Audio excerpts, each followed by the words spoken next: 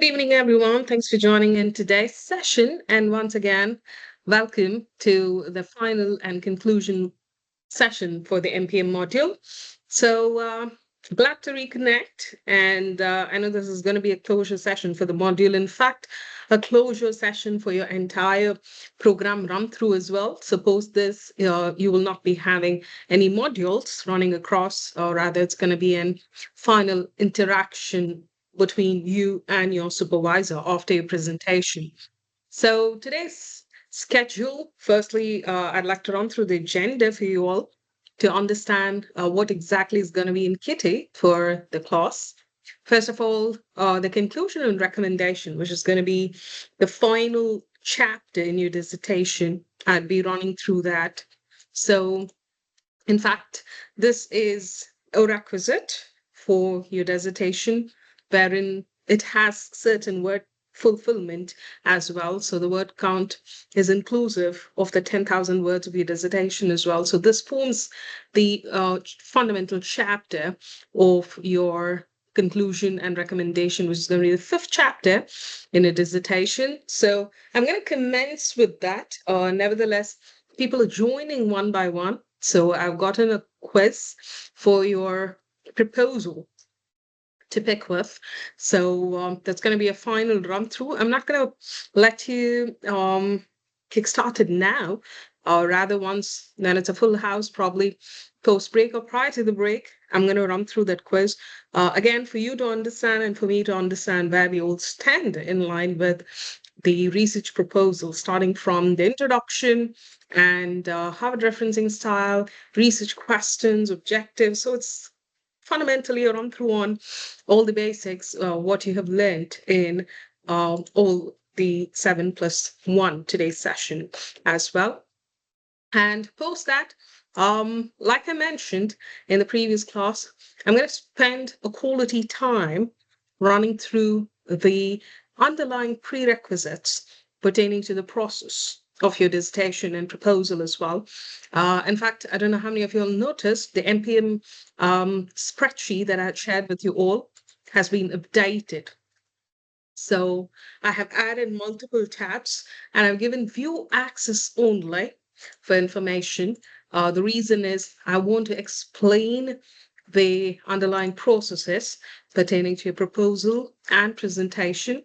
So once that is done, probably I'll give you edit access, but even if there's view access for you to copy paste, it is still fine because I don't want anyone to edit the further tabs, which has the processes and other checklists as well, which is going to be handy for you all. So I've added that, and that's going to be a run through. And apart from that, I also have certain samples. I've got a sample of proposal, presentation, dissertation again. Dissertation inclusive of qualitative and a quantitative study. So unique samples I have saved as well so that I can screen share and explain to you how even a dissertation gets covered on a draft front, and also what are the forms required to fill in during your dissertation, a checklist, everything. I've in fact added in that particular tracker, and I've created a drive. In fact, on live chat, what we're going to do is I may be asking you, what is your requisite? So based on what is required is a sample from my side. If you let me know, I would be adding it live on the drive and share the link as well in the class so that it's easy for you to access the prototypes, whatever you're requesting for, be it a proposal or a presentation template that you may require. So whatever, you can ask me so that I'll add it to the drive and share the link right away. So that's going to be for the second half. And for the first half, of course, the few topics on conclusion and recommendation, which is also essential for dissertation, which acts as a prominent base for your fifth chapter, is what I'm going to explain to you. So yes, with that note, I'm going to start the session. And I see a couple of good evening there. I see Nikki wishing everyone good evening, and also Jonas. Perfect. And a couple of them, I think I held a chat on the email and I was trying to give them certain insights. And in fact, few of them were honest enough to say that I'm going to just slightly tweak my topic. Is it fine? Or I'm just going to improve on my title this way because I feel the area of study could cover much more respondents. So I had a good chat yesterday. And good evening, Malik. So, yes, let's begin the session. And it's going to be a concluding session. I'm definitely going to thank you all during the closure because you were all wonderful audience. So very thoughtful enough to do each and every task that I had designated to you. And now it's just the tail end. After this, it's just a proposal presentation, submission of your proposal, and the presentation in the LMS. And then it's your full-fledged journey with the supervisor. So last lap, give it a push, give your best. In fact, this grading on your dissertation is going to reflect on your transcript as well, given by the university. So yes, Omar, the title of the research proposal will be, yeah, the dissertation title. That's correct. You can carry forward the same, subject to any tweaking or revisions at a later point of time. If your supervisor wishes to advise you, and unanimously, if you agree to it, then there will be slight changes, but not completely. It's just going to remain the same unless otherwise there's a reservation on the study or the way you substantiate with your supervisor is not going to align. So that's at a later point, but it's not going to change completely. This will remain the same. So you can give a go ahead for your presentation as well. Right? Okay. So the quiz element, I'm just going to play that, and you can partake it probably prior to the break or post break, just as a refresher. We can have it. So I'm going to skip the slide and move to the next slide, which says concluding your research. So before I move to the explanation, let me ask the learners. By now, I think you should be in a position to answer the question. So, conclusion. Why do you think conclusion in your dissertation is important? For that matter, even on your proposal. What is the essence of conclusion? First question. And why do you think it's important? I'm going to post in the chat.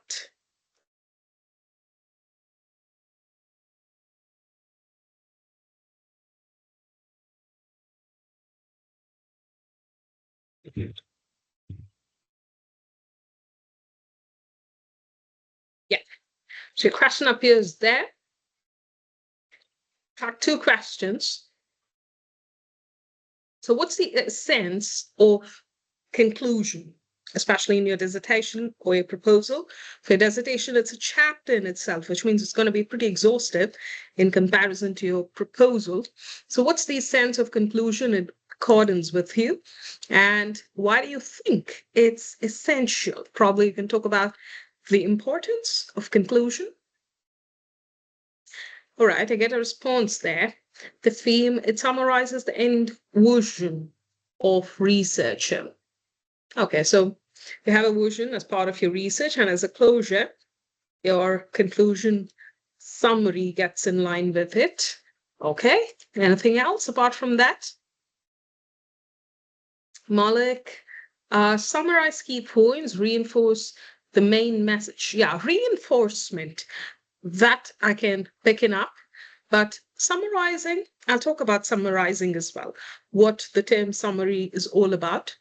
But I would like to pick the term reinforce from Malik's end.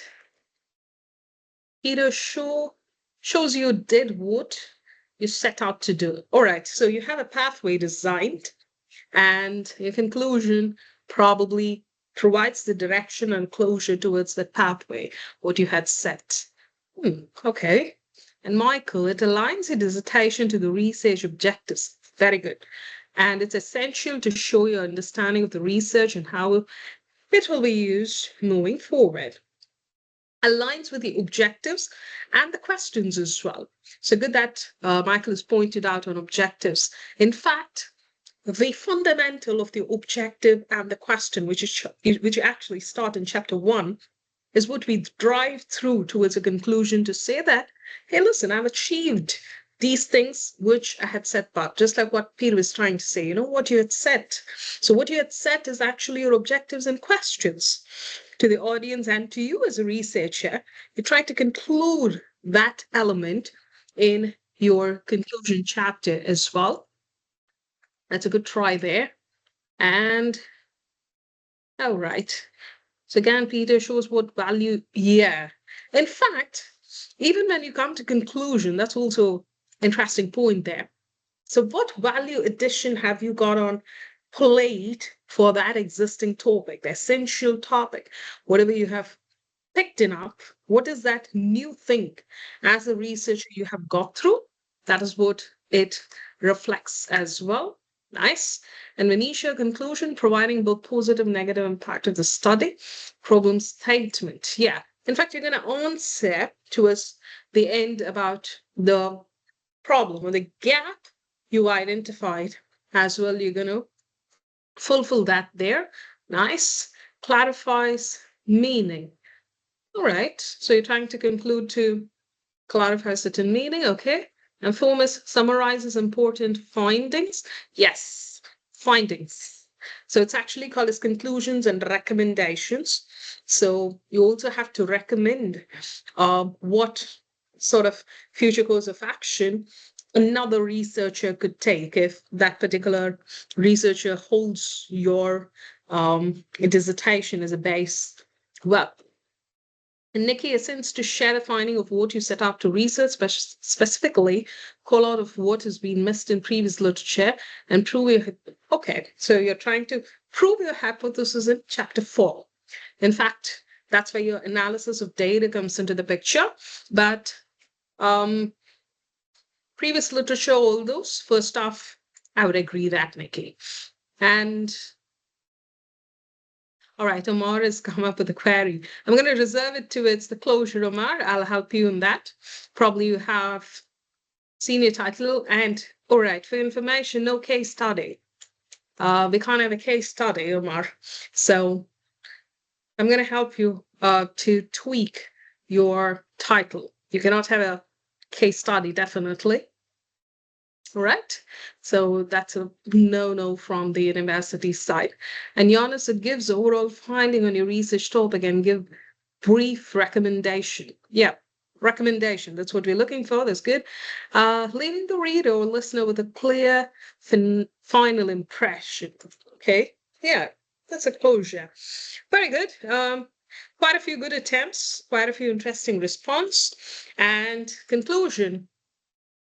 In research, first let's try and understand, especially from the dissertation perspective or from a proposal perspective, the conclusion acts as just not the summary for those of you all who are trying to just try and mention on summary. It's just not summary.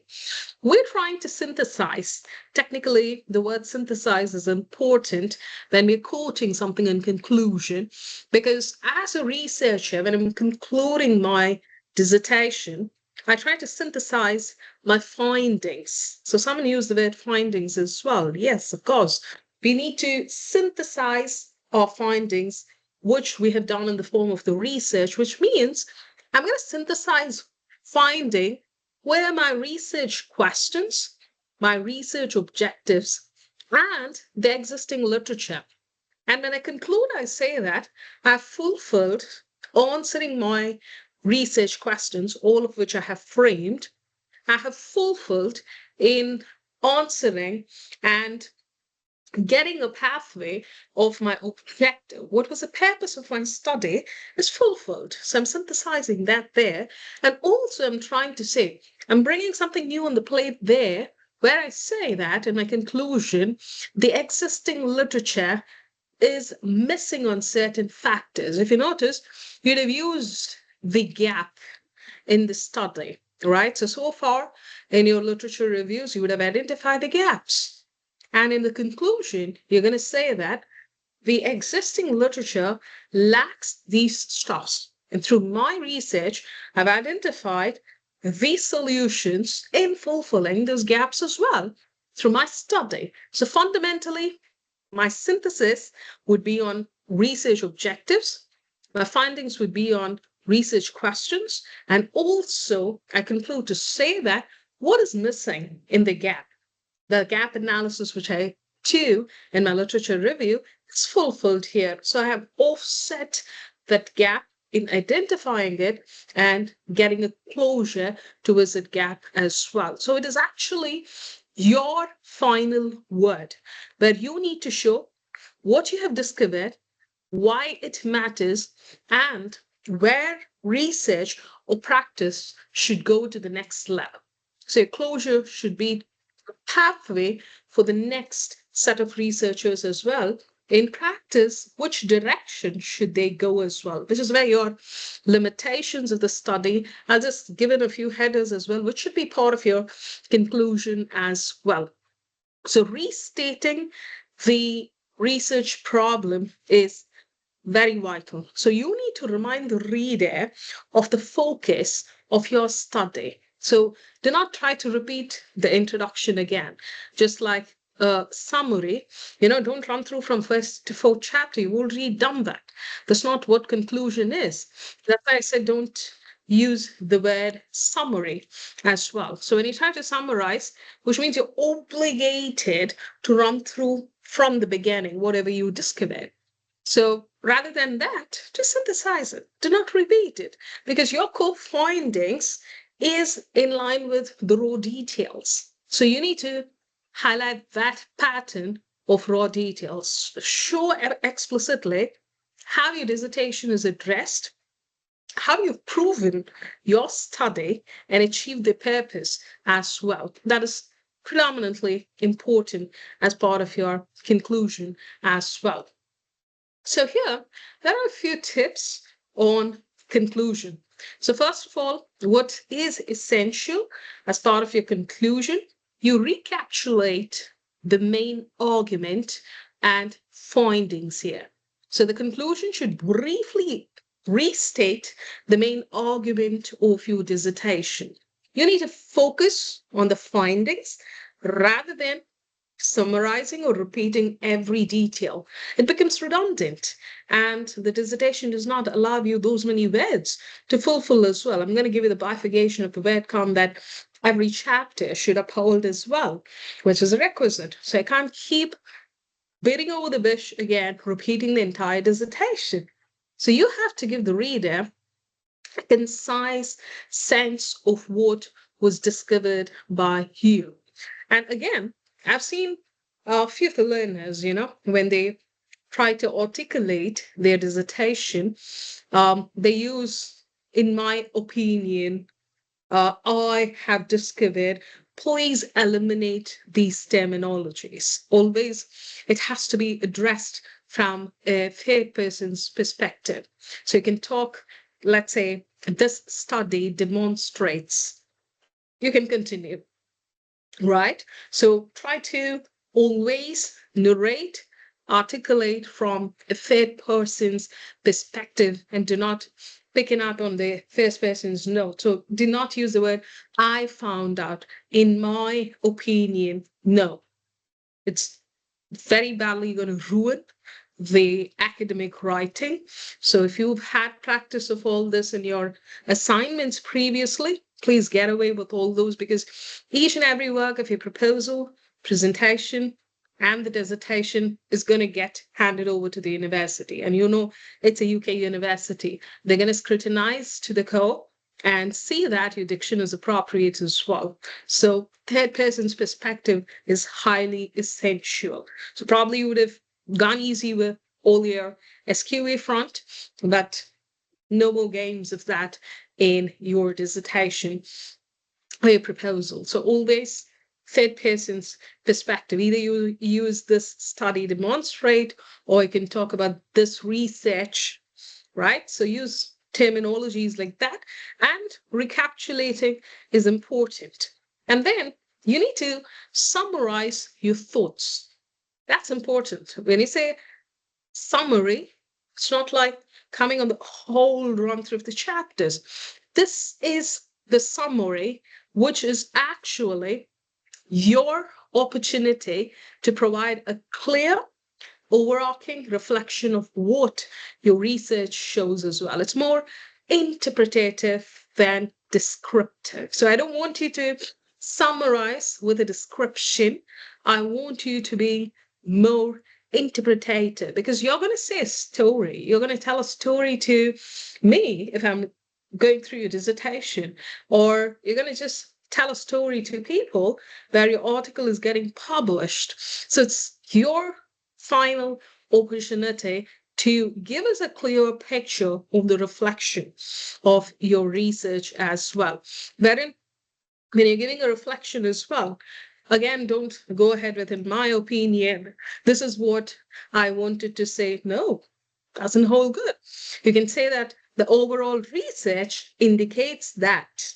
The overall research concludes. So that is what we associate as a third person's perspective. So offer a synthesis.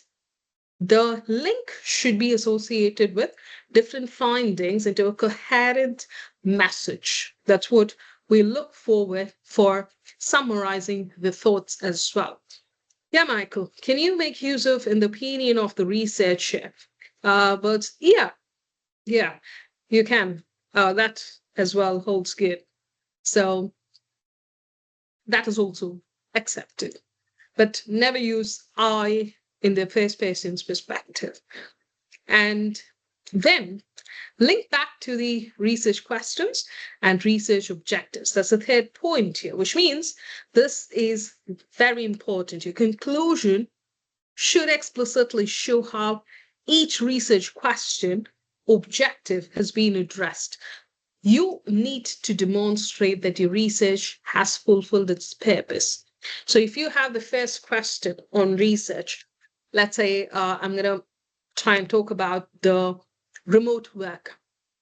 And I had a research question framed probably how does remote work affect employee productivity?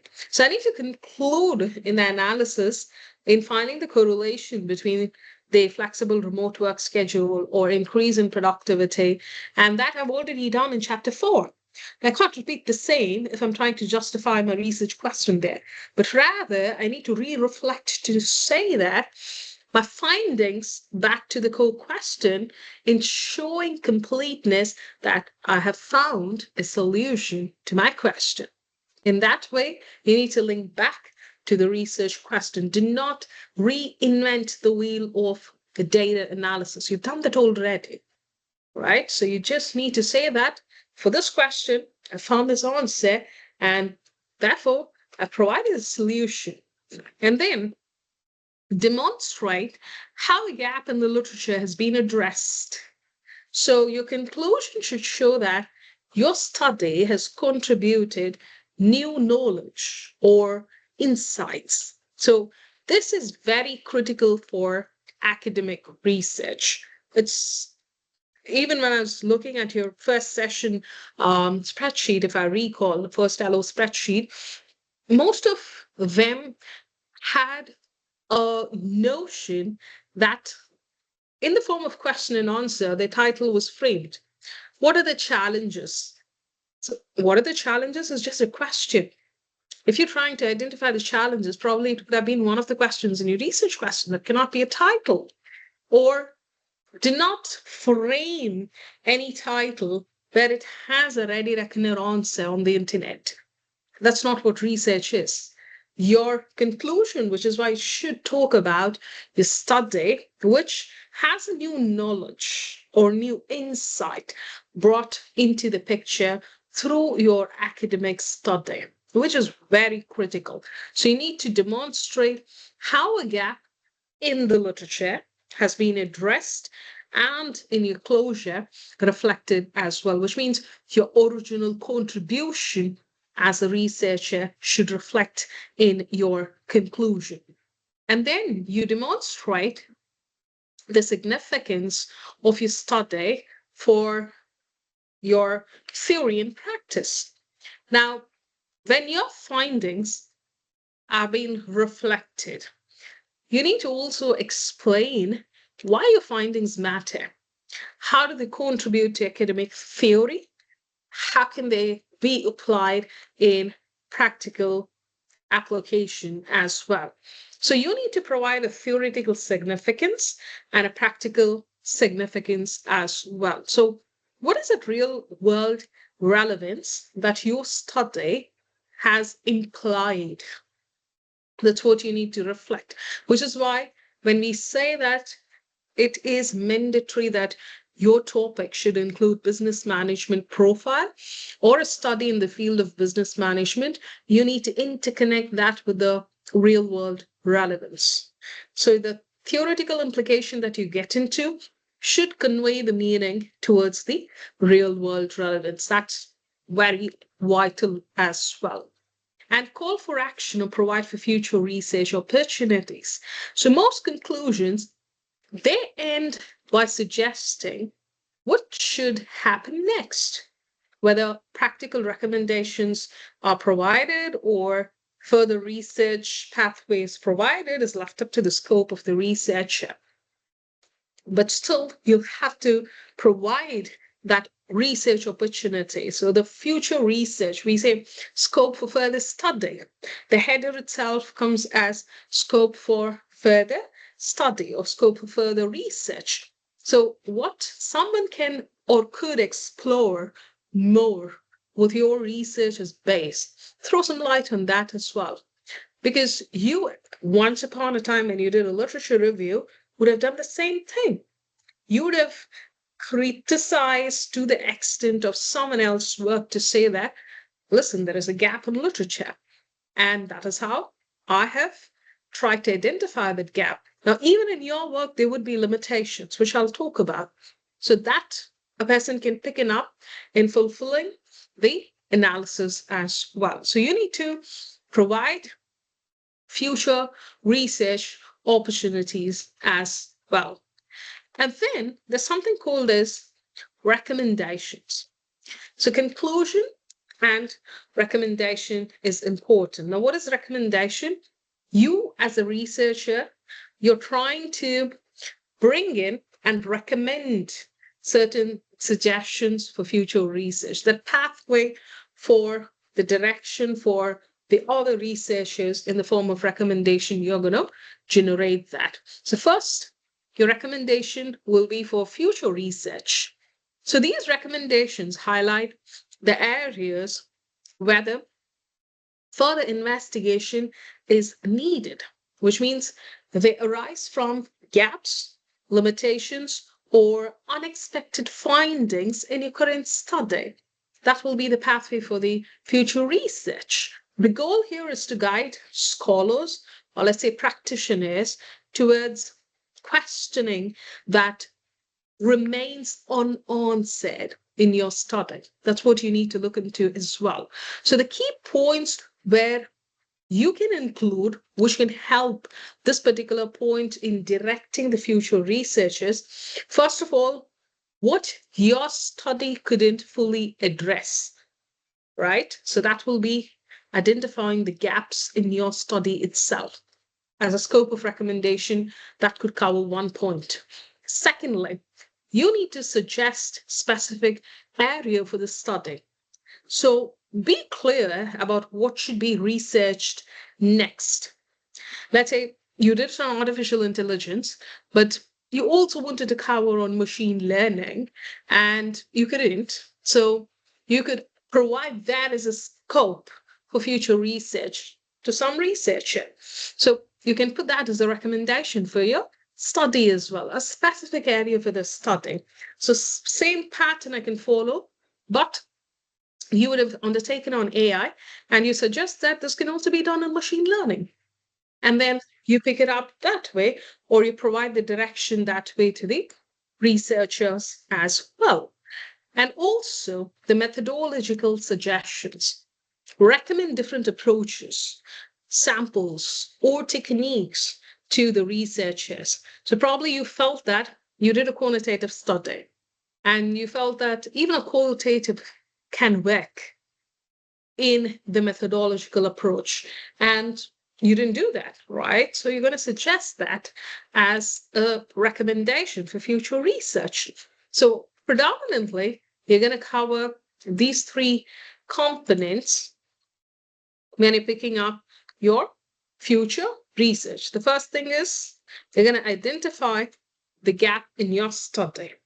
And then you're going to suggest the specific area for study, just like machine learning, AI. All right. And then methodological suggestion. So you can suggest the methodology which you feel that could be included in the further research by anyone. And the second category, if you look into, is recommendation for further action. Sometimes policy change, when things like this come into the picture, the recommendation will try to translate your research finding into practical steps, especially for managers or policymakers or even the organizations. They can address how the study can inform decisions, policies, or strategical changes as well. So your recommendation need to look or cover a different tangent here, which means your recommendations for action, policy, or change needs to cover direct applications, which means you have to show how findings can improve practice, right? So maybe your study was on work-life balance, and you would have identified these strategies which has been put forth by employees are highly workable, and you can suggest that at least when the organizations of employees from the organization look into your work, they would understand, yeah, why can't I take these suggestions as well as part of practical exposure in my organization? So in your findings, in recommendation, put it in such a way that it can directly apply in real world scenarios. Just like I have a question, I provided the answer, my research is done. That's not the end. I had a question posed, I found out the answer.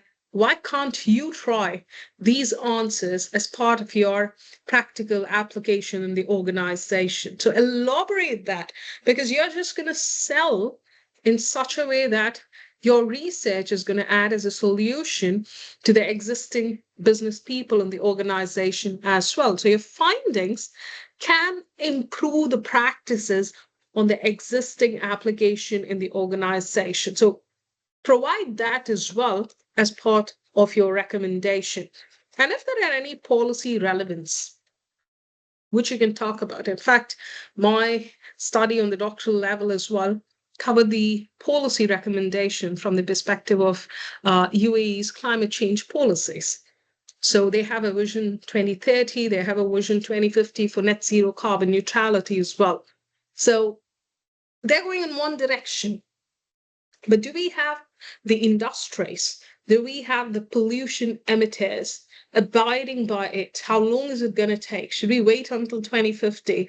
Or from now, can we take baby steps in accommodating their functionalities and reducing the carbon footprints? So when you start exploring where the gap is, see policies, definitely you have government coming into the picture, or you have even the corporate policies coming into the picture, and they would have been put forward into action. But how ready or how functional it is in real world scenario, for which you as a researcher should intervene to see the gap and then provide recommendations or help them to tweak the recommendations further, and stating that this is where the industry stands, this is where the corporate world stands, and what you have set in as expectation probably is miles apart.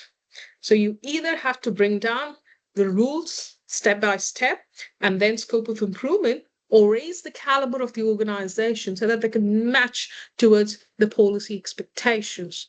So that's where the role of researcher as well comes into the picture, which most of us fail to understand as well. And then the other thing that you can do is feasibility. So as part of the study, try to bring in feasible applications. So you can be superficial when you're trying to provide the recommendation. Just because what opportunity or liberty you have to talk or to articulate, you just can't get superficial recommendation. Be very realistic and provide actionable steps, because your recommendation may be helpful to the organization, to the government, or to the corporate entities. So get it somewhere in black and white, which can be actionable, which can be put into action, and has to be definitely realistic and feasible. Do not get any superficial recommendations as well. So keep in mind on these points when you arrive on recommendations as well. I'm just going to post that on the chat. And barring that, the limitations of the study. Again, it's pretty essential to bring in the limitations. Definitely, every study will have a limitation. There can be no researcher who says, my study is speckless and there's no limitation. That's going to be a hoax. So, limitation in the research section, particularly when you're trying to get it, try to cover these points. First of all, identify and acknowledge your study's limitation. So, which means you as a researcher needs to acknowledge that, yes, my study has certain limitation. So these limitation is what you need to cover as well, to say that, yeah, I have certain gaps in my study. Sometimes people just get one limitation to say that I had time constraints. So there's a cliche where I see every learner at least tries to bring in one point stating that what is your limitation? Oh no, that there was a lot of time constraints and I cannot cover my respondents because of that, which is why I have less respondents. Just cut it all that there. So you always get realistic limitation. I definitely know there's time constraint, and 6 months is not enough, out of which 1 month goes in your autumn classes, and then a few submissions, 1 week goes there, and there's a crunch of time. We totally agree. But in the limitation, as a researcher, you openly acknowledge the constraints of your study. Every study has a limitation. You need to identify them, you need to demonstrate them, and have transparency towards the critical thinking as well. So it'll help the readers to understand the scope and the applicability of your findings as well. So your limitations can come up with what your study could not cover. So probably at some point of time, you'd have realized when you're concluding, oh yeah, I should have gotten that variable, or I should have covered that particular point, or that theory, right? So getting that into the picture is a good way of writing limitation. What your study could not cover, put it as a limitation. And also talk about the issues that may affect the validity or the reliability of your results as well. Sometimes the validity test when you undertake as part of your study, it may be a little alarming. So your supervisor will help you in that. But the results on reliability test as well may be overwhelming. Maybe your data collected would have some error, outliers as well. So talk about that. That could be part of your limitation. And your generalizing factor on the finding to other context. If that is also your limitation, mention that as well. And there would be limitations arising from the methodology. Probably your sample size was less. When we say aim at 100 for your quantitative data, some of you would have tried, but you land up in 75, 80. So that's again a limitation. And your data collection technique sometimes would have been flawed. So that could be a limitation as well. So admit it and try to acknowledge the same. So the conceptual limitation these needs to relate to the boundaries of the research again. And you need to be honest enough to admitting the same. I get a question on chat there. If using convenient sampling, there is a natural bias. Can this be? Yes, of course. Yeah, you can talk about the biasness as well. So try and bring in those, and data limitations, of course, they arise when the available data may be incomplete, again, biased, or it is difficult to verify. Then you get into the limitation as well. Sometimes you can also cover the onset questions. So your research sometimes needs to acknowledge what your study did not address, which is also going to be important for future research. And you have limitations related to the methods as well. So your chosen methodology will inherently limit what you can conclude as well. That as well can be covered as part of limitation. And then the theoretical contribution and the practical implications of the study is important. In your conclusion, when you try to mention, you have to combine on the theoretical contribution. So first of all, theoretical contribution can explain how your research adds to the existing knowledge. Theory or literature you would have covered in your field in the second chapter. So do not reiterate the same. You have to show what new insight or concept or relationship in your study, which you have introduced, confirms that it is unique in comparison to the other theory that you have found in the second chapter. So it is often linked to the academic or scholarly value rather than your real world application.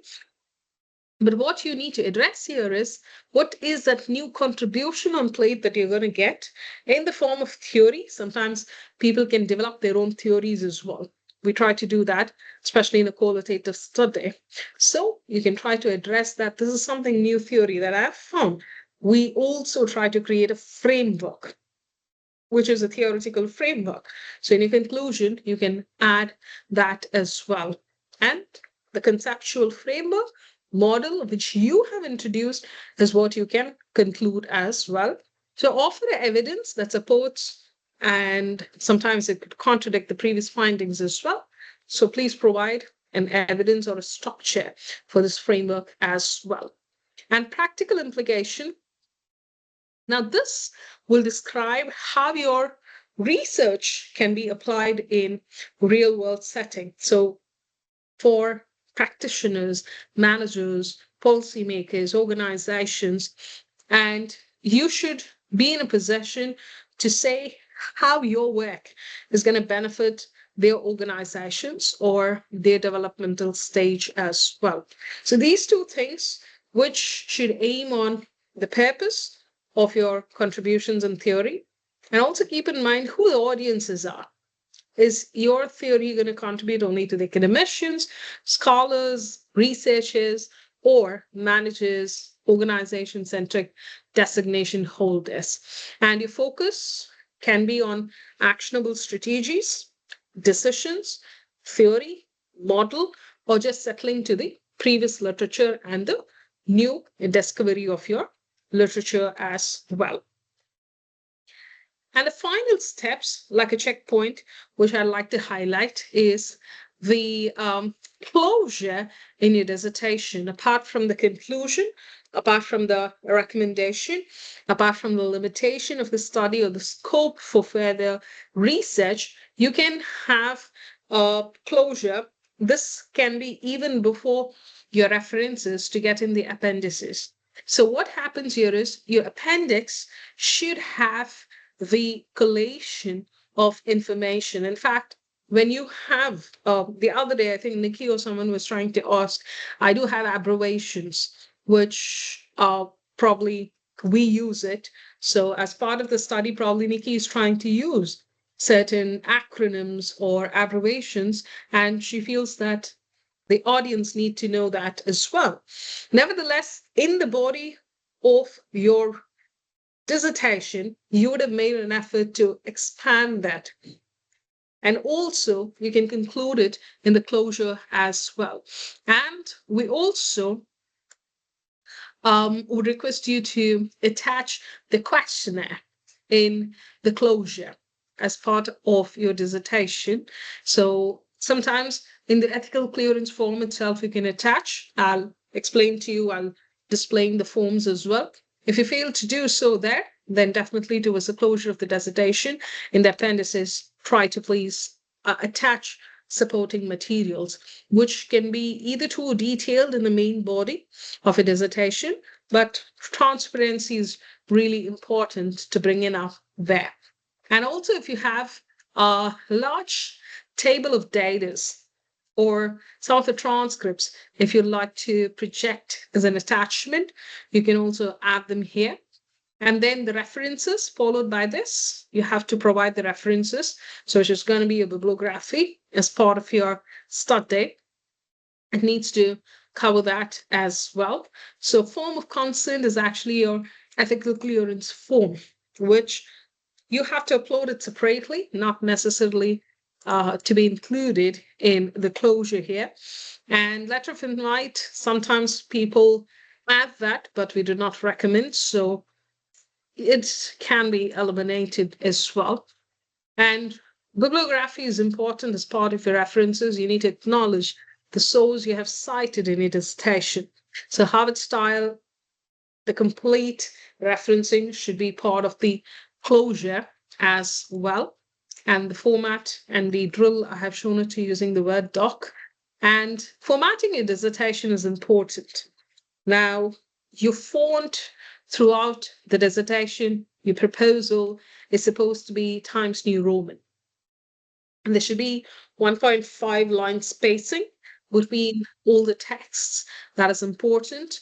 And detailed outline on the formatting is provided in your handbook. I'm definitely going to run through that now as well. So your pages have to be numbered. And the table of contents needs to be auto-generated. So that is actually after your cover page, you definitely need to have a table of contents. And abstract is mandatory. Before even you could start with the introduction first chapter, try and bringing up the abstract. And you can have an acknowledgement as well, acknowledging the work and having a gratitude towards whosoever helped you in this contribution of study. Sometimes people acknowledge their family, their peers, and faculties, or whosoever it is who helped you as a part of your study that can go there. And the Turnitin check is mandatory. So you need to attach the Turnitin screenshot, that is a summary of your Turnitin check there towards the closure of the dissertation. And you need to generate a Turnitin report as well. This should be borrowing a table of contents and references. We generally ask the learners to eliminate the table of contents and references as part of Turnitin check. So please be mindful when you do that. So that concludes your learning outcome and your representation of allos in the slide deck. And now I'm going to run through a complete step-by-step approach. So I will walk you through the tracker. So you have an access already, but I have limited it to the view access for now. Yeah. I'm going to screen share. Yeah, there you go. So a couple of things which I like to notify in the first place. This was actually created during my first allo, if you recall. The entire work people have started doing. In fact, why I do not give edit access is because of this. So each one, they have, you look at the alignment, so I can see the names in between swapped. The chronology is out of order.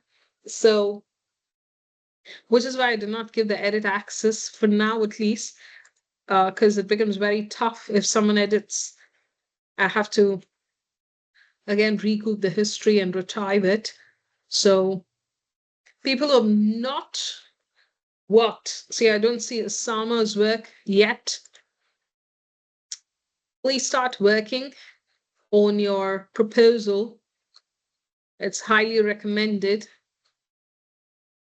I don't see Ram's work as well. So case study, I think Osama had case study here. Please rework on that. And I'm going to help you nevertheless. And for those of y'all who need support in your methodology, I also was going through the methodology component. Very few of them have literally filled, like Onza, and very few I could see. Yeah, Peter. So please ensure to fill in this or draft an email to me. There were a couple of them who were drafted, and I had given them a direction on how to go about their work as well. So please ensure to work on this. But this is also a vital component for your proposal and the presentation to defend as well. Now that's the first thing. And the second thing here is what I've reworked for your outlook of the title. In fact, few of them have rejected, few of them have accepted, and the confirmations I have given as well. So please go ahead and start preparing in line with the title. And you just need to, here as well, there's a tweak. Malik, we can't have operation and supply chain challenges. So that was your old work. So I have given you a new work here. So please do not use your old work. Try to reflect on the new work. Likewise with Miriam, not the old one. Please use the new one which I have worked. So please go through. If you have any doubt, please drop an email to me. And from now, you just have 7 days left. So I want you to highly reflect on this.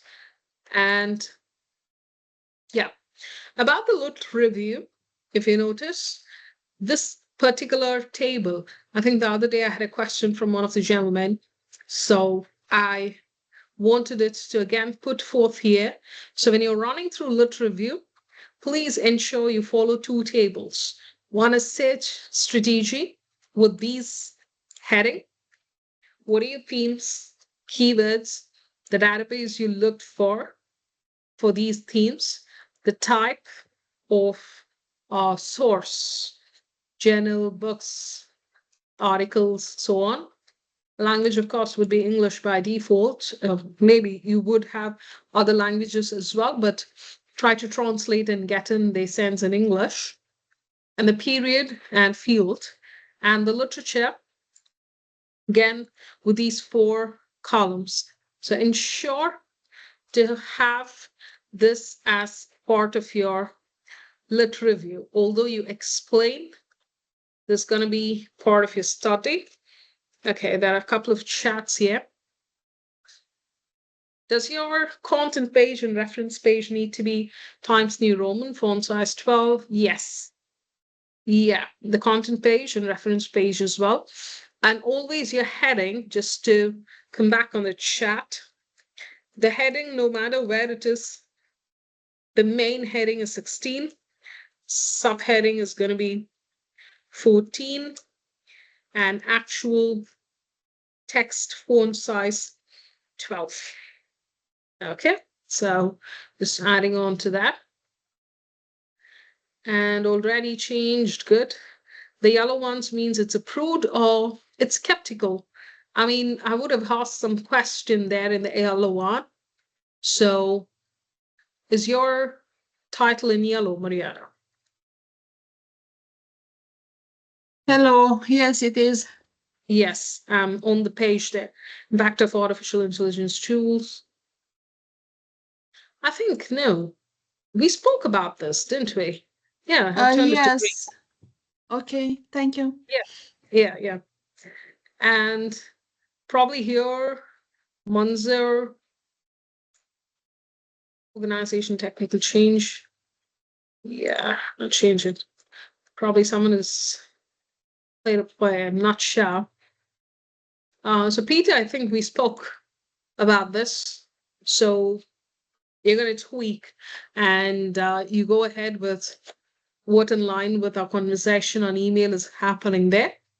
All right. So, and Prakash is not in yellow because your title is beneath.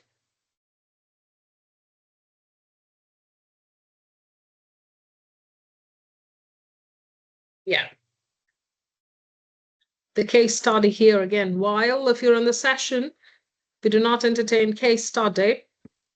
So please revisit on that. All right. So no more chats there. Or do I have chats? Yes. The theme is in. All right. Yes, Adit. What's your question? Ma'am, I just did the changes on the table. So is it Mhm. approved or not approved? Because I start doing the what you call the assignment. And my question is like, normally when I do the assignment on my bachelor's, we used to have a guidelines to a marking sheet. How do you mark it? So do we get in that in this case so we can like Yeah. target how to? Yeah. But when I Definitely checked in the yes. LMS, we didn't get it. So I just No, no, no. I have added to the sheet, in fact, the rubric for the PowerPoint I have oh, added. So I have created it, which is why. Allow me some time. I'm going to explain every tab because this tab, I just put in a lot of effort to make things easy for the learners. So I'll explain, see if still you need something more in detail, which is why I said I've created a drive here, which is currently empty. I'll be sharing the drive link. So based on whatever you or asking, I'll add the details and documents in the drive and share the link as well. So I've created a rubric here. I'll come back there. And proposal, I think, why Sadid I put a red mark there is your geography is missing. Have you decided on yes, the but geography? Miss, we sent the email for you last week, I guess. You said you approved it. It's like Did I because approve it on email? yeah, on email. I can go ahead, which means we have corresponded. Don't wait for this. Go ahead. Okay, That's what I was trying to say because few of them have got in touch with me on email and we've had a correspondence. So, in accordance with that, please go ahead. Don't stick to this. If you have had a conversation with me, I have helped you and given you a green signal, please go ahead. Okay? okay, Just don't wait for this. Probably this would have been a first or second class conversation because I've highlighted geography here. But I think after that, if you've made an attempt and have responded, please stick to that. Okay.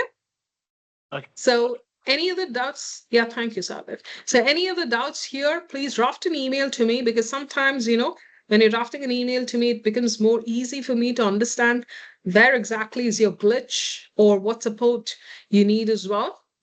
Now, coming back to lit review. So this is a format which you'll have to maintain as part of the study. This is what has been portrayed in the assignment brief as well. So please ensure to maintain this. So read the tab here. So the tab says lit review. So read it. Now, this is going to apply for your proposal as an outline.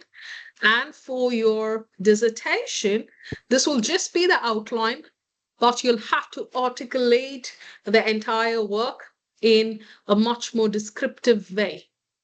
All right, so this lit review, the format you can follow for both proposal and presentation. For proposal, this alone will suffice with a few analysis. I'm going to show to you in the template as well. But for your dissertation, it's going to be exhaustive. 3,000 words is what is to be covered as part of your dissertation lit review. So just this table will not suffice.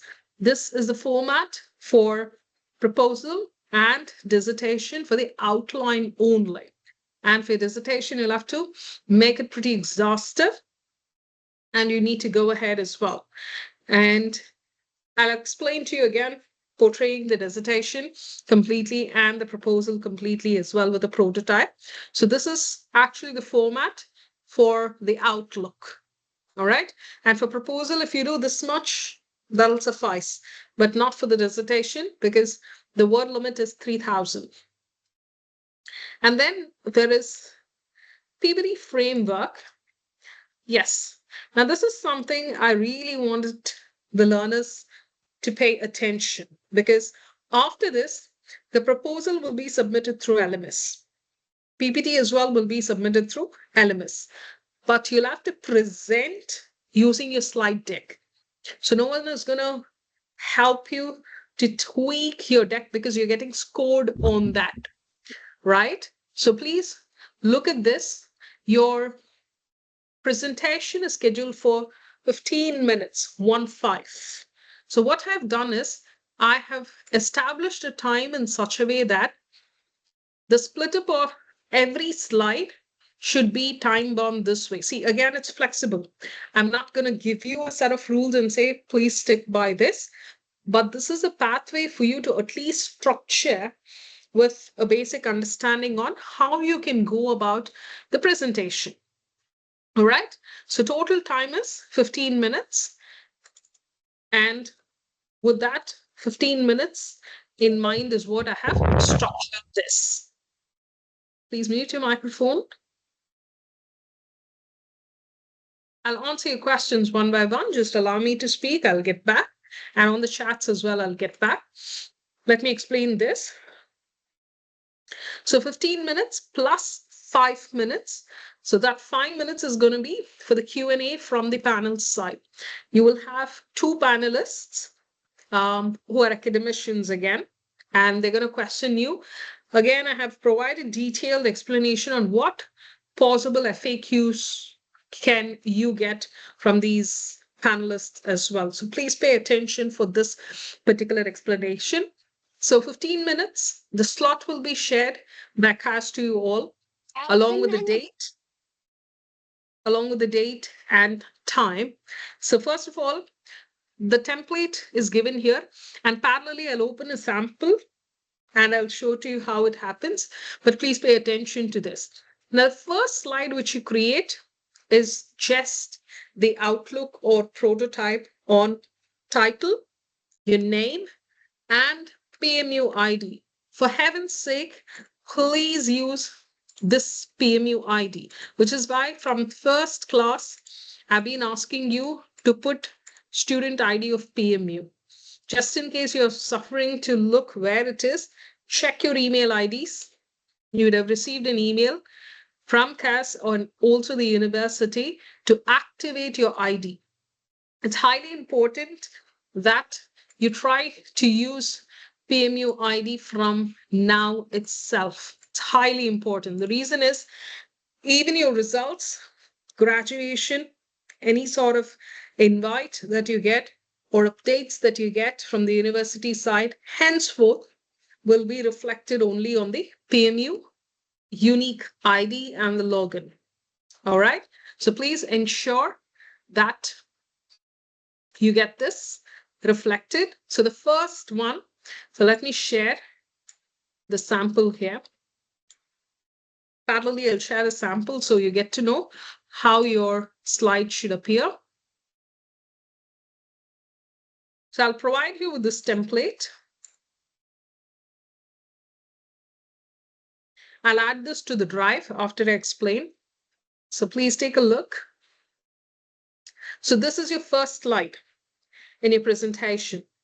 So the template I'll provide, but take a look at this. So it should have the logo, your title, complete title should cover here, your name, your ID. Supervisor is not necessary now because supervisor is not assigned to you. This is not essential at this stage. So I want you to completely add your title and look at the title. It covers which particular segment or sector it is, where the geography is, and what the variable is about. Okay, so it covers everything. So put in your name registered with us and the ID of the university, which is mandatory in the first slide.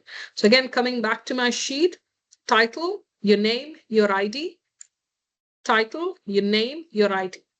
Okay, so this is your cover slide. The next slide. Now, again, this is definitely not going to take 1 minute because you're just going to introduce yourself. Beginning of the presentation, you're just going to say morning, afternoon, whatever the slide schedule is given to you. And then I'd like to begin the presentation. You can start giving a title to the panelists as well. So this is where the first slide covers.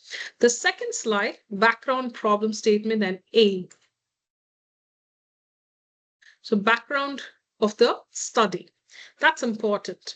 Again, here, maximum have bullet points or 2 paragraphs, not more than that. But you need to explain rather than reading. Please make sure you explain each and every point explicitly rather than reading it. Now, we're not going to sit there in a panel letting you read the slide. And sometimes, we can just chip in and say that, allow us to listen to your explanation rather than reading. So please be very well prepared to explain and to present rather than reading the slide. So don't make the slide too exhaustive, cluttery, and provide us with the background of your study. And then what exactly is a problem statement? Give us an understanding of the same. So background, problem statement. In fact, aim I have pushed toward next slide. See if you could cover here. If not, you can get the aim to the next slide as well, where all these will align together. Okay, so background and problem statement for now will hold good. So 1 minute max. If not, you still have 2 minutes here because first slide, you're just going to say, hi, my name is Peter and this is my ID and this is my title. So that wouldn't take 1 minute. So still you can buy time here, 2 minutes to complete your background and problem statement. And next, aim of your study, research questions and research objectives. So one slide, aim, objectives, questions. Always keep in mind your aim should be very well written. What is the aim of your study? So you should give a direction for your study as well. Please put your microphone on mute.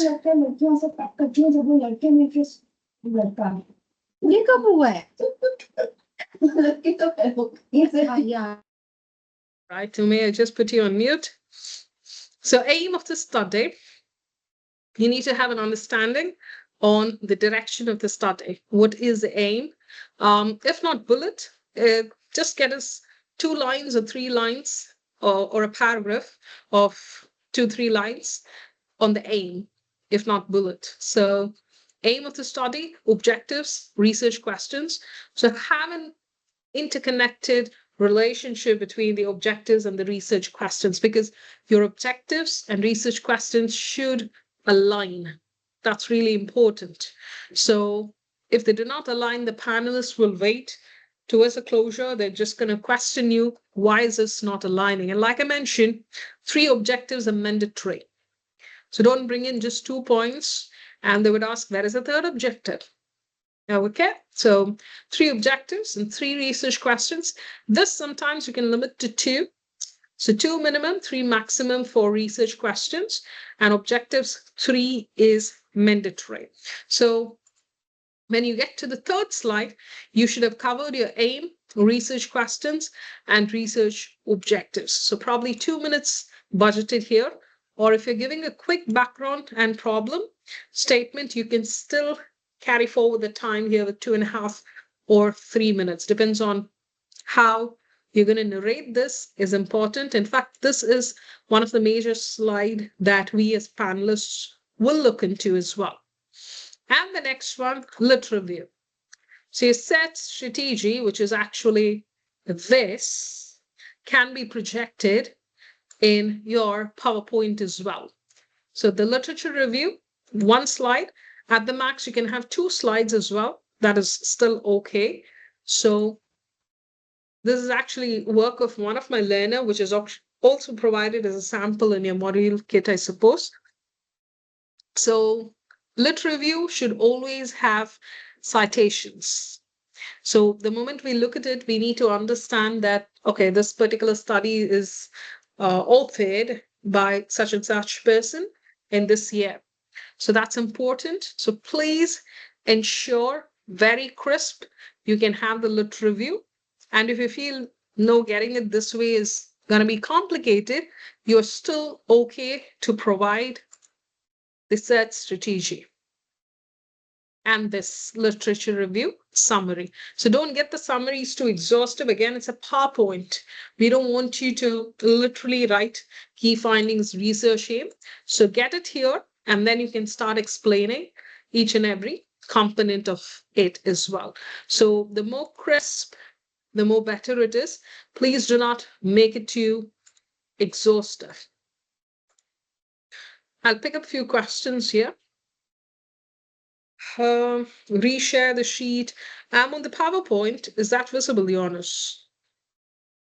I'm switching between the PowerPoint and the template. I hope it should be visible. And Omar, my title is... All right, for title-related questions, I'm going to come back later. All right, so someone has shared the document. And Peter, geography. Can you use bullet points with the presenter discussing the slide? Yeah. Yes. And Malik, Dr. Well, I'm attending this session through phone and same I'm driving. Oh, you're not able to do. I mean, what is that you're unable to do?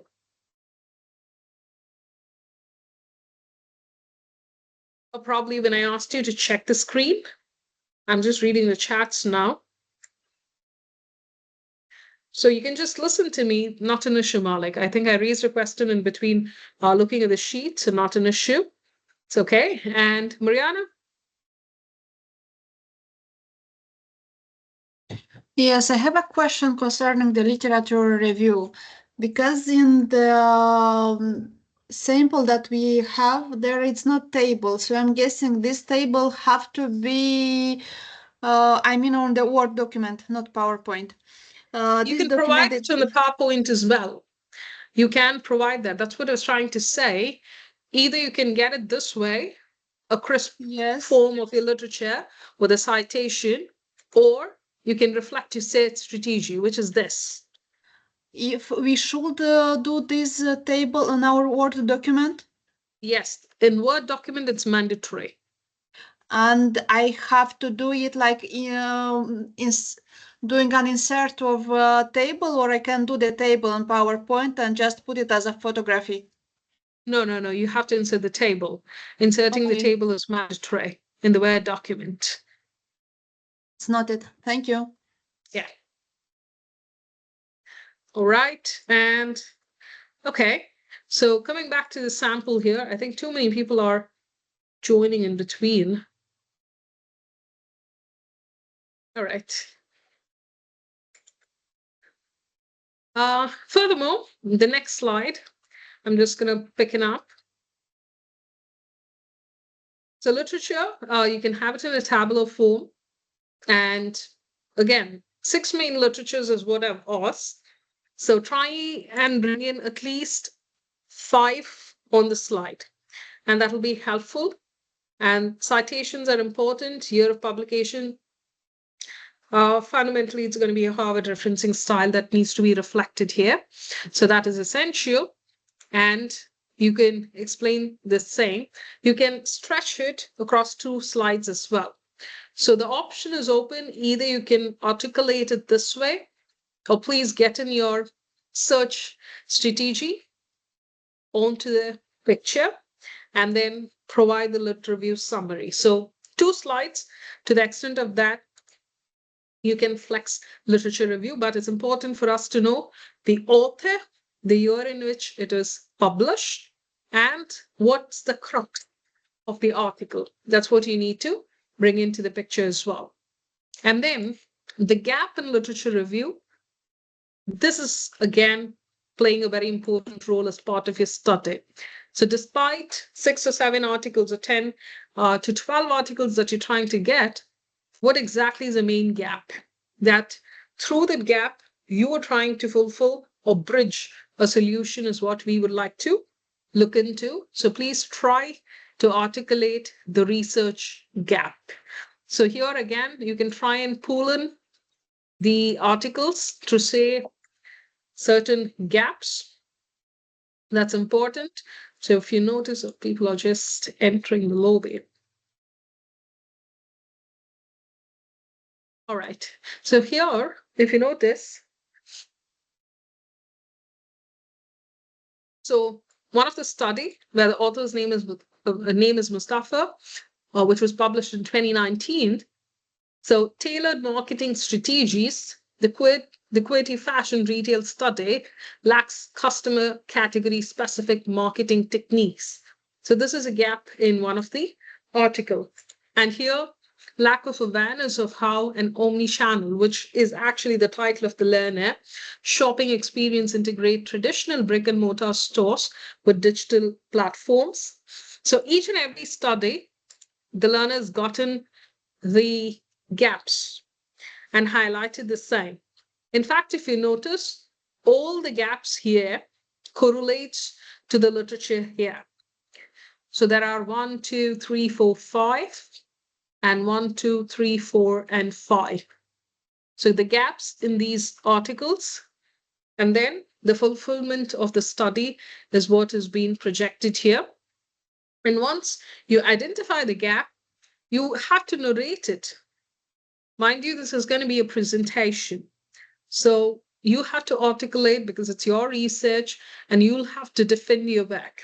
Please do not read it from the slide.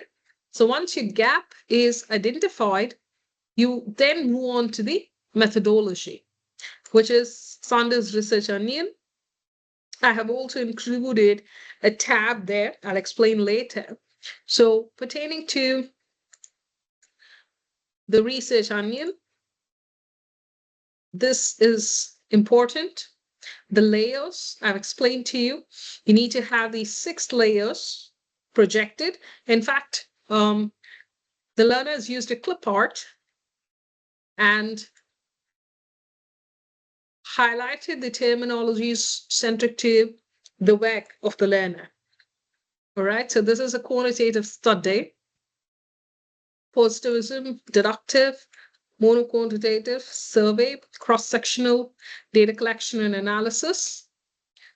So for each and every term, the learners tried to substantiate in line with the research what it is, right? So pertaining to positivism, the association of the same, deductive approach, and then survey, which is quantitative study, strategy is given, and time horizon, cross-section. For everyone, it's going to be cross-sectional. So this is by default, and statistical analysis for your data collection and analysis. So that's mandatory for your methodology.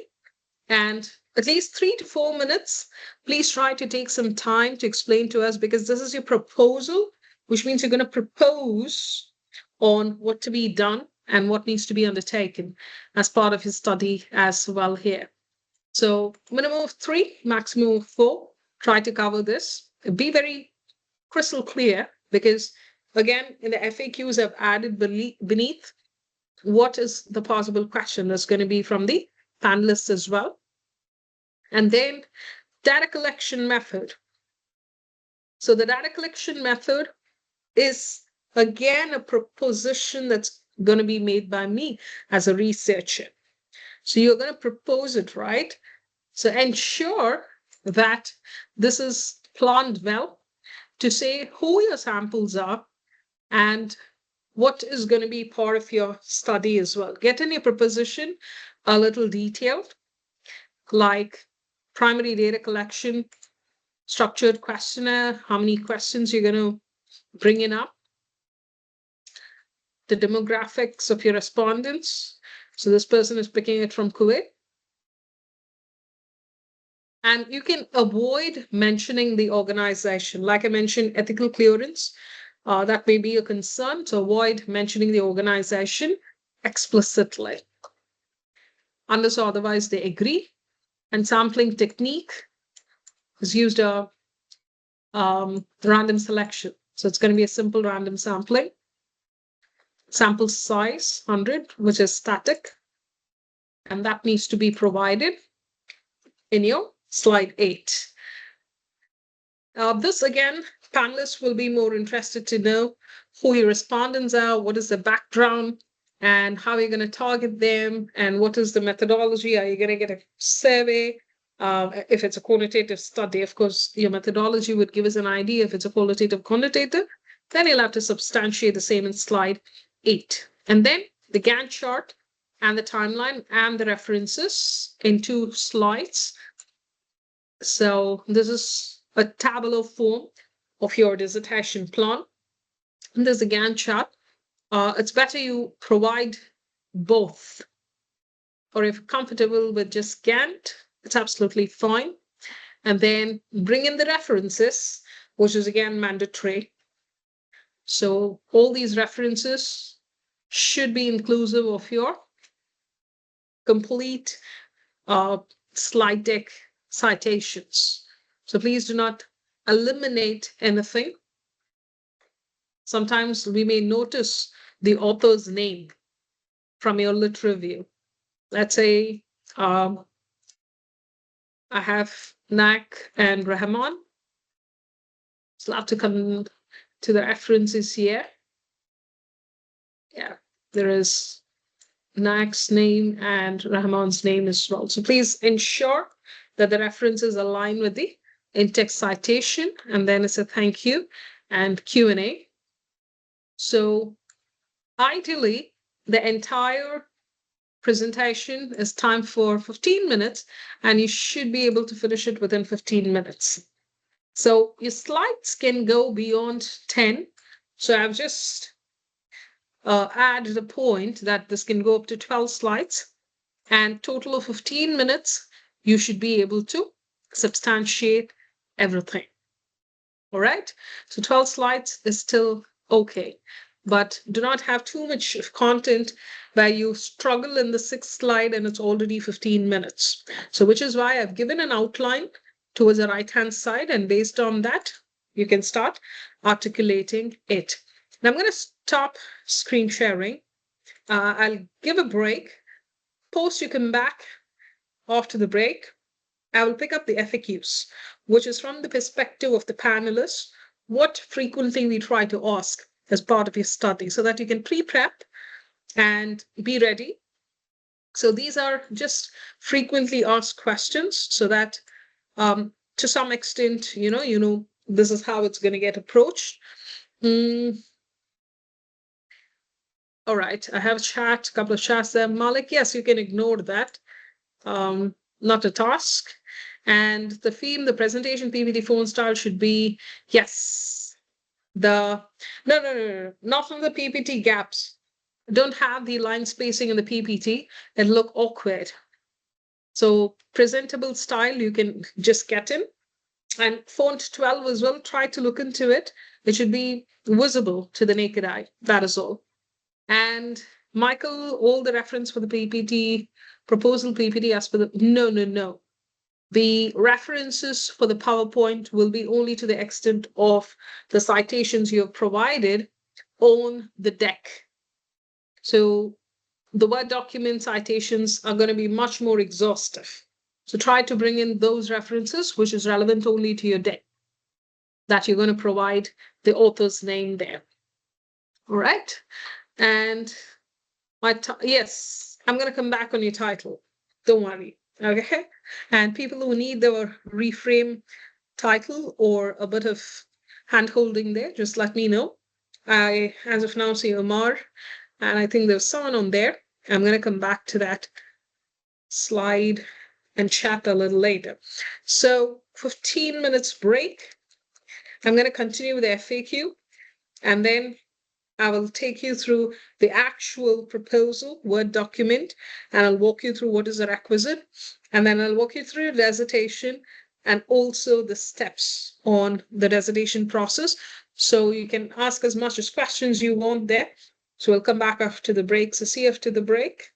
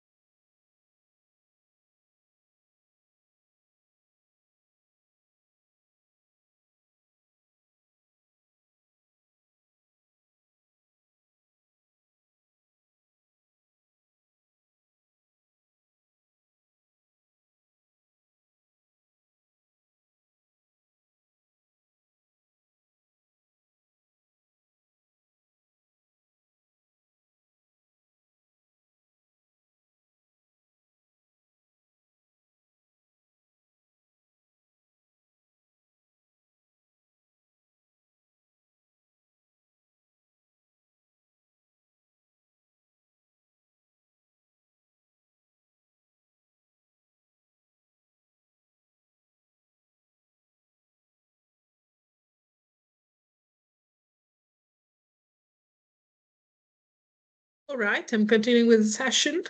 Hope you're all glued to the laptop. In fact, I'm screen sharing. And prior to the break, I was trying to focus on the slide deck input pertaining to your presentation. So this is a 15 minutes breakup for the slide and a run through on your complete proposal. So technically, the key here is you have to defend to a larger extent. The defense is what plays a vital role here. Now, what happens after you present? The 15 minutes you run through, starting from your title until the references. So the next thing that you would be is exposed to is a Q&A from the panelists. So once your time is bought, probably you'll have a course administrator who's going to pause and let you know that your time's up.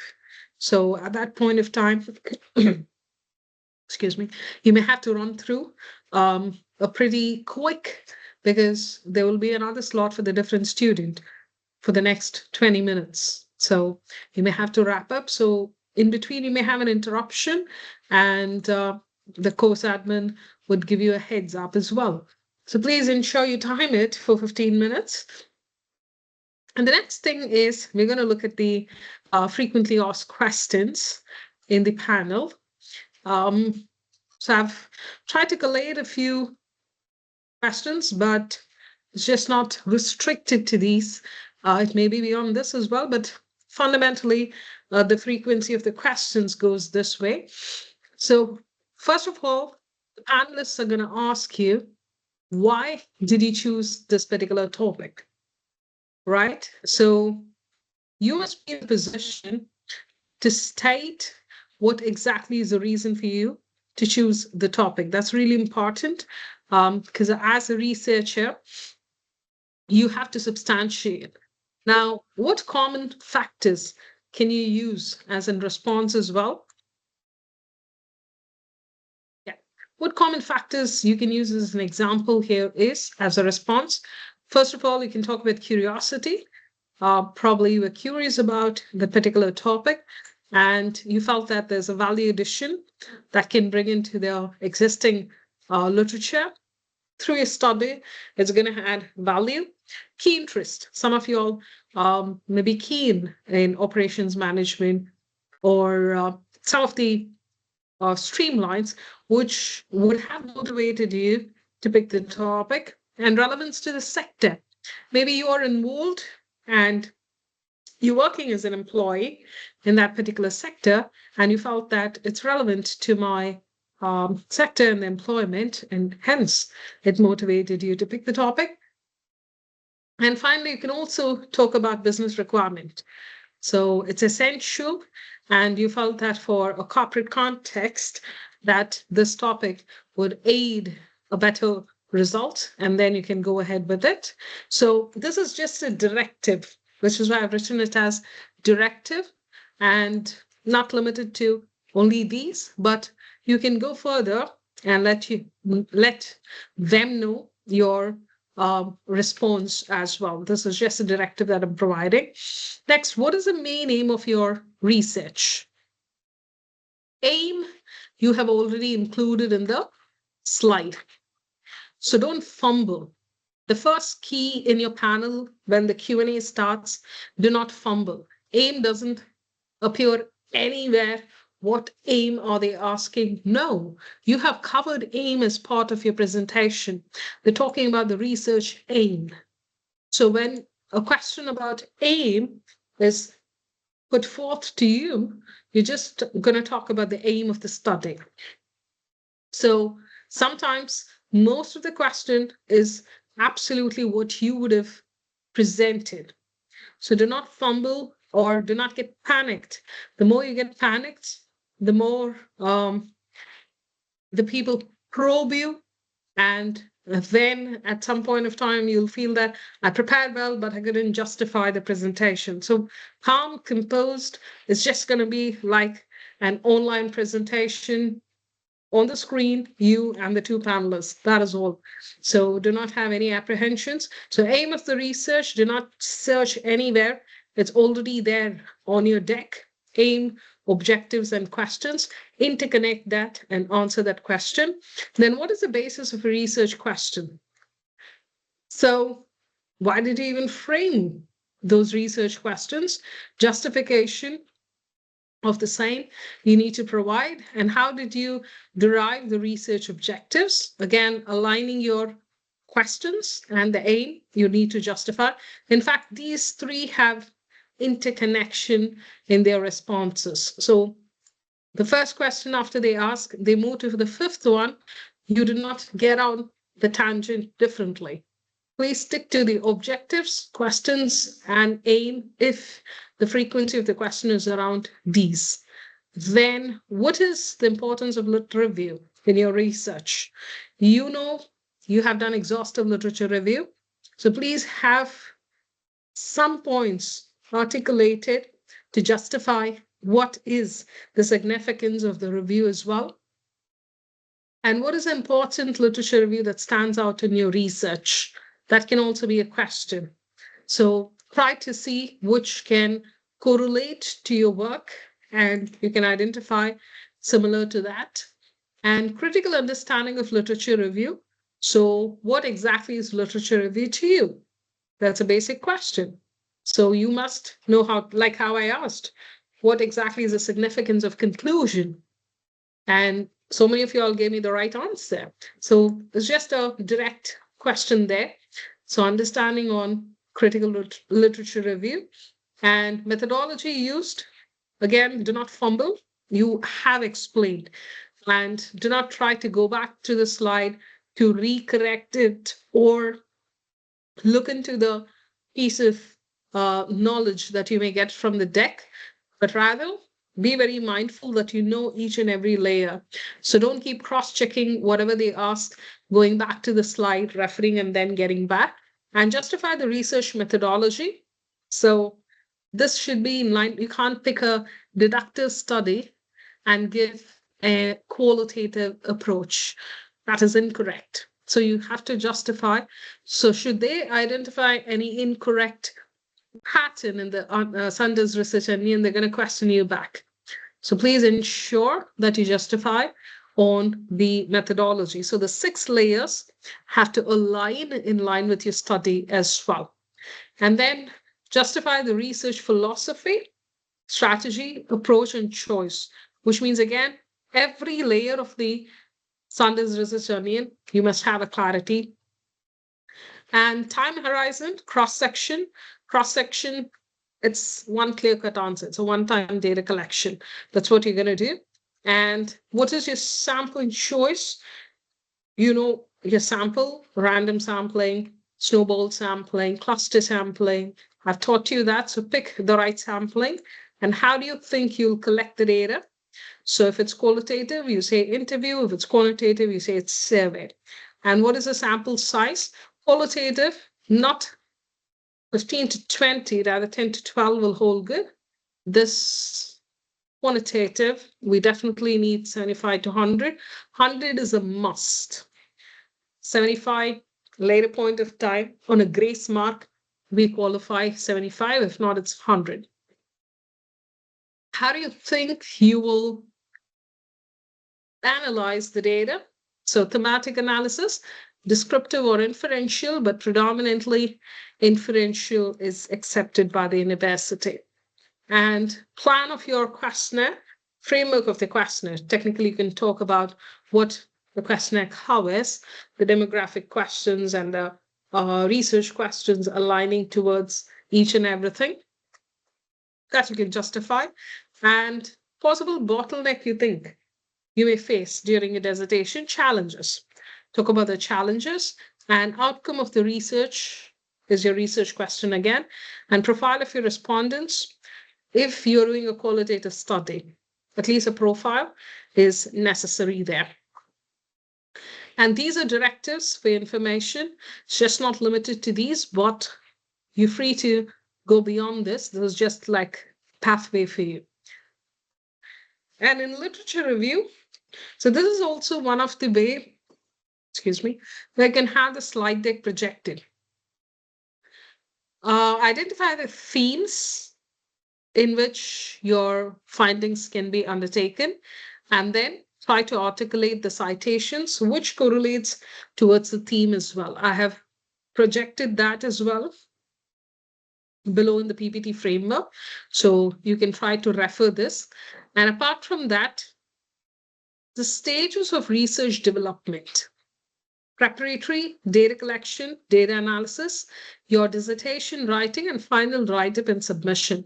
This becomes a major part in your dissertation. So please cross-check this particular stage of research development, because this is where you're getting additional knowledge and practical exposure to individuals.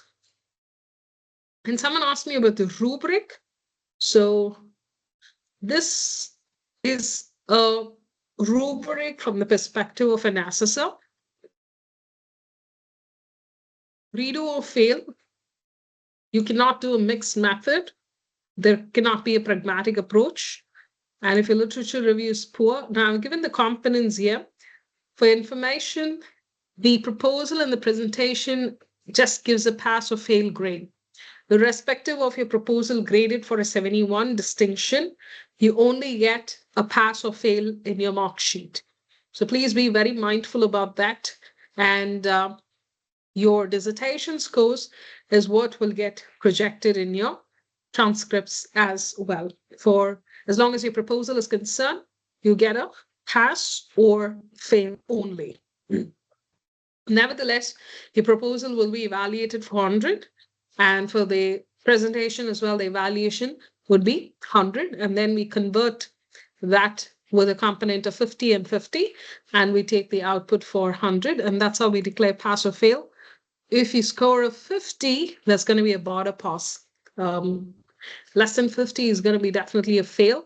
If you fail, then you'll have to repeat the proposal, which is not going to happen now. But along with your juniors, which is going to be the next cohort, you'll be picking up your proposal presentation. So please be very mindful in getting a presentation on board. And the title, clear title with location, sector, 2 variables mentioned is important. So for most of you all, I've covered that. Questions, 2 to 3 research questions. And your first question can be a primary question, and the second one can be an auxiliary question. Objectives, 3 objectives is mandatory. And the first 2 objectives should definitely align to first research question. And the second one can align to the third objective. And lit review, themes, representation of themes is mandatory, just like this particular slide. So these are the themes identified, and you definitely need to have the themes identified. And under that, critical reviews and methodology, it's either quantitative or qualitative. You have to justify that and provide your Gantt chart. So this is essential. In fact, refer to this particular run through for the PowerPoint outline. That itself will give you a good scoring. And merit, pass, redo or fail component. This is how we grade. So predominantly, you get your score for this component. So you look at the components there. And okay, there's some chats. Let me look into the chats 1 second. So the theme says quantitative survey. How many questions should be there in a survey? I think I've covered that already. So each objective's subject to 4 questions. So you have 3 objectives, which is mandatory. So 12 questions definitely is a yes. So you can have 15 as well, maximum. These excludes the demographic questions. You cannot include demographic questions as part of your survey. I mean, it can be, but you cannot include that as a numerical survey. And so these are the FAQs by the instructor. who do you, I didn't get you. Instructor meaning to say the panelists. These are plausible FAQs from panel. Okay, so that's the possible FAQ from panel. Mostly they ask this. Could you share this? Yes, I'm going to add it to the drive and I'll be sharing the drive link. In fact, I can do it right away. I think certain learners are pretty much on their toes. I'll get it. I'm just going to give you the, please do not click on it. I'll be providing the access. I'll provide you with the access. Do not click on it because the moment you click, I'll get a lot of pop-up.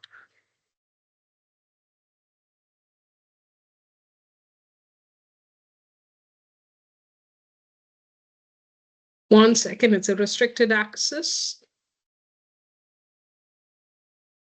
Yeah. So I'll be adding in certain components.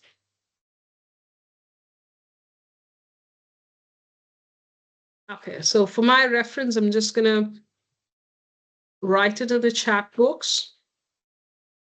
What is required?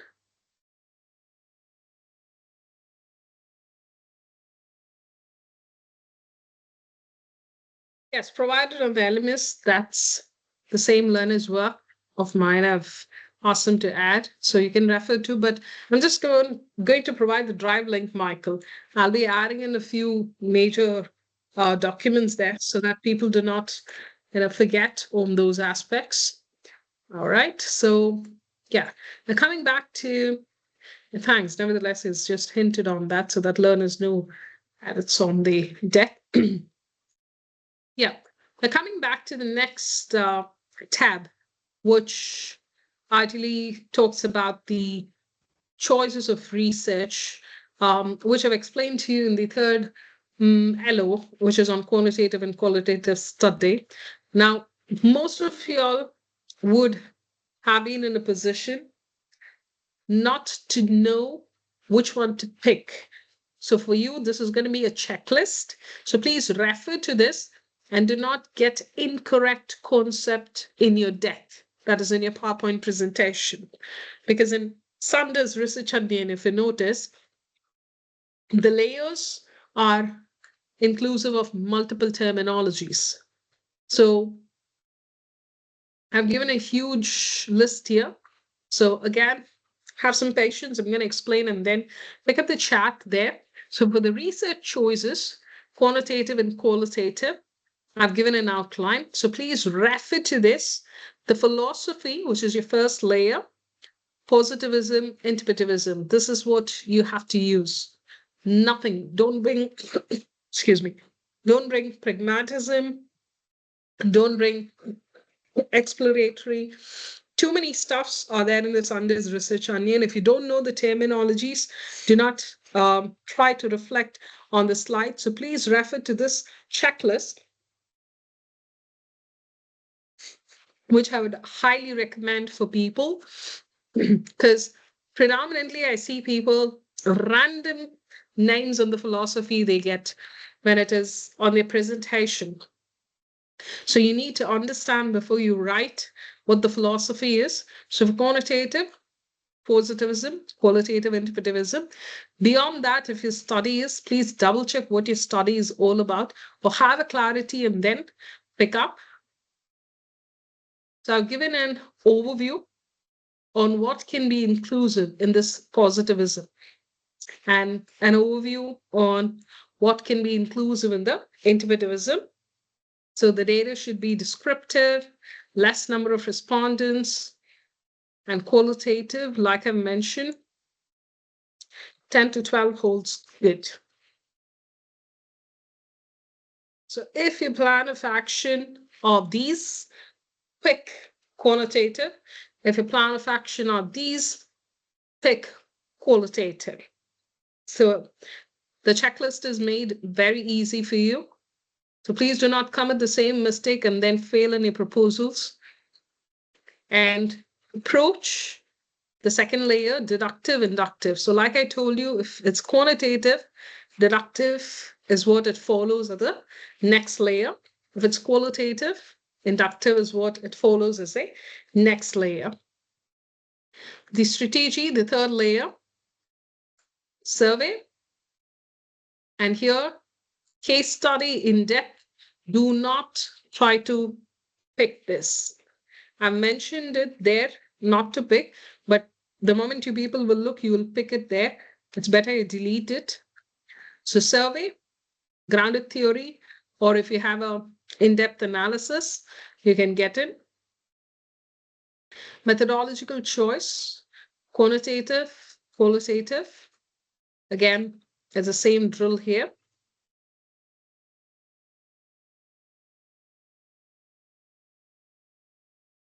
All right. And what sort of questions? Everything I have added to it. And someone asked me the number of questions, right, for the survey.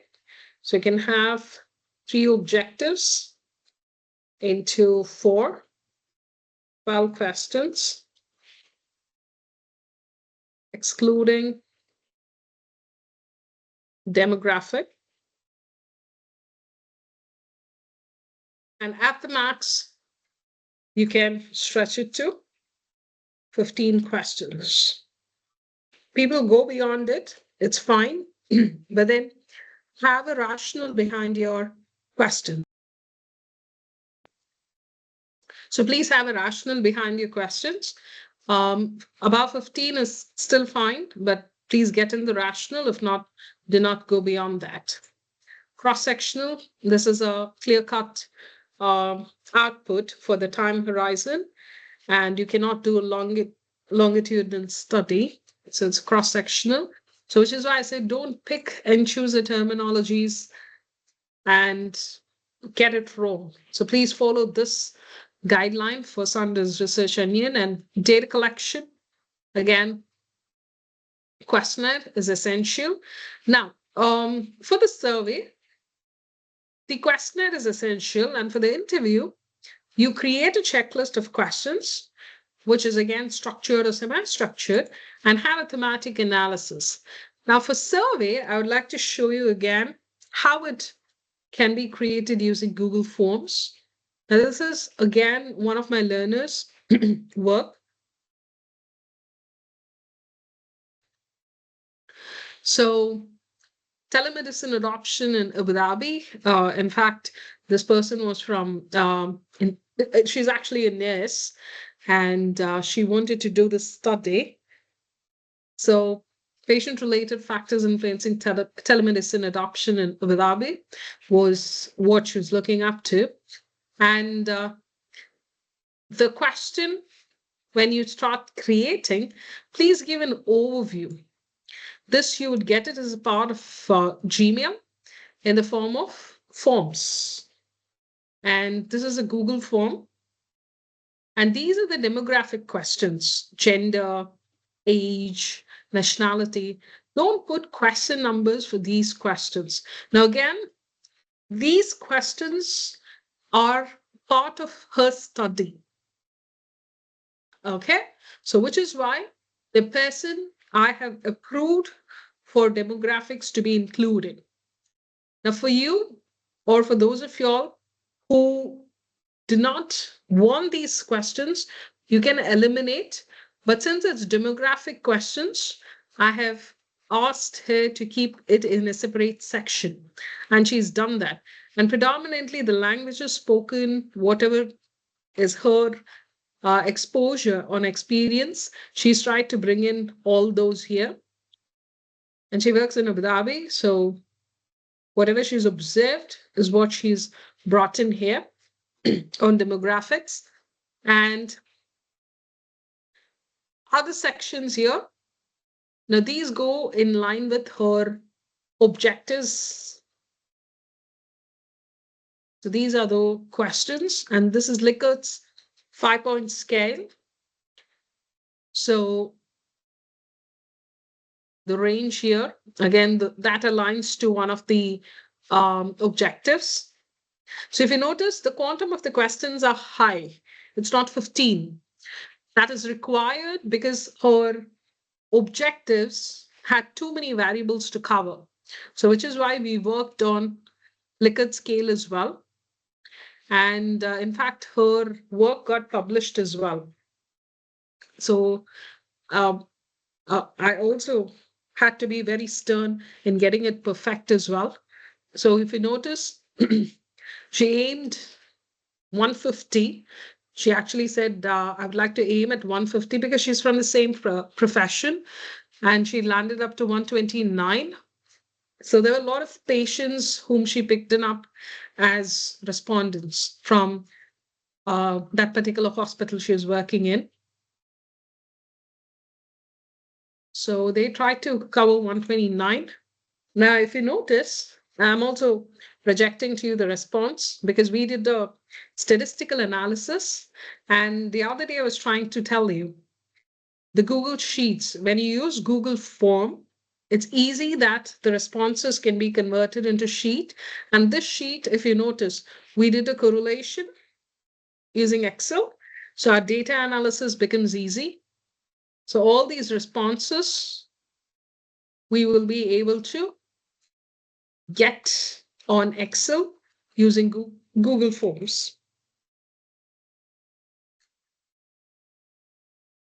So at least 129 responses she was able to get. And I also want to show you how an Excel file looks.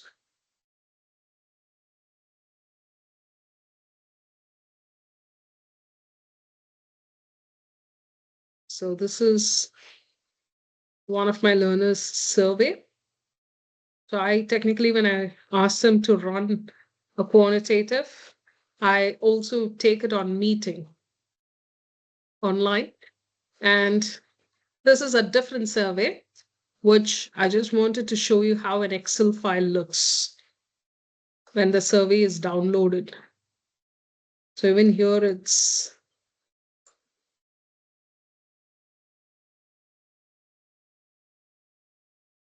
I have 158 respondents that is taken from this learner. So if you notice, the count is 158 here.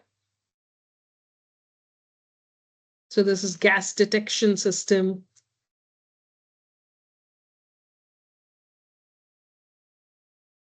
So again, liquids response, yes, regularly, not sure, all those occasionally. So all these are from liquids 5-point scale.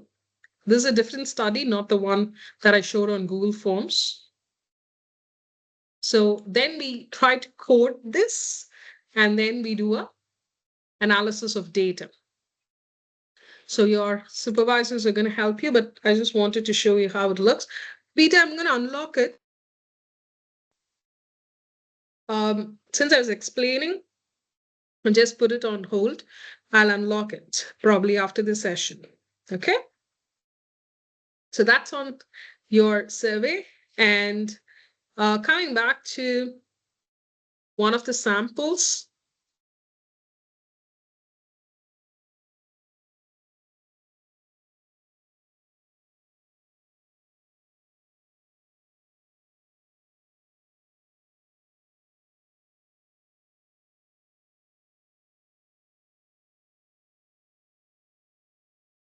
Yeah.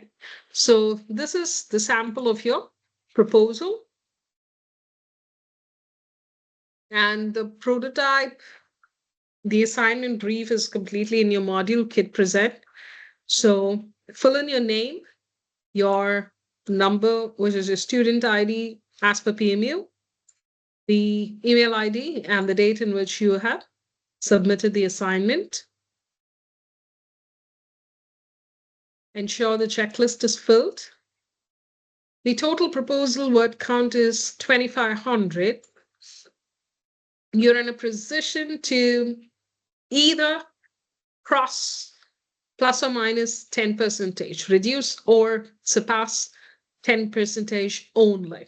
So please do not get 3,000 or 4,000 words in your proposal, which will definitely be given a redo. So plus or minus 10% is absolutely fine. So what is expected in your proposal? Title. Definitely your finalized title should be part of it. Introduction, 700 words. So you're going to introduce your topic, what business it is up to, which industry does it cover, and also the major issues that is prevalent pertaining to your topic and organization if it is. And you need to talk about the sector, why you have opted for. Again, it's 700, so you need to cover these 2 points in that 700 words. Aim, objectives, research questions is mandatory. You have to articulate on that front as well, and it goes on a 30 marker there. And literature review, 40 marks, 1,000 words. Again, we want you to get in 8 to 10 good resources. And for your PowerPoint, it's okay to get 6 to 8 articles projected there. Even 5 is fine, but please bring in us a quality oriented articles so that whatever you substantiate holds good in line with the title as well. So also your gaps identified, what you have gone through in the literature and what is a gap. Does it align towards your objectives, questions? You have to correlate that. And excuse me, just having a tabular representation will not hold good. Within the table, you'll have to articulate, which is important. So please follow this format as part of your lit review, which is essential in your proposal as well.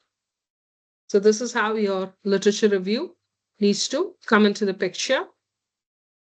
In fact, the assignment brief has this within the question, and you'll have to summarize. So the word count is given, so ensure that within this you articulate, and the potential gap, 100 words.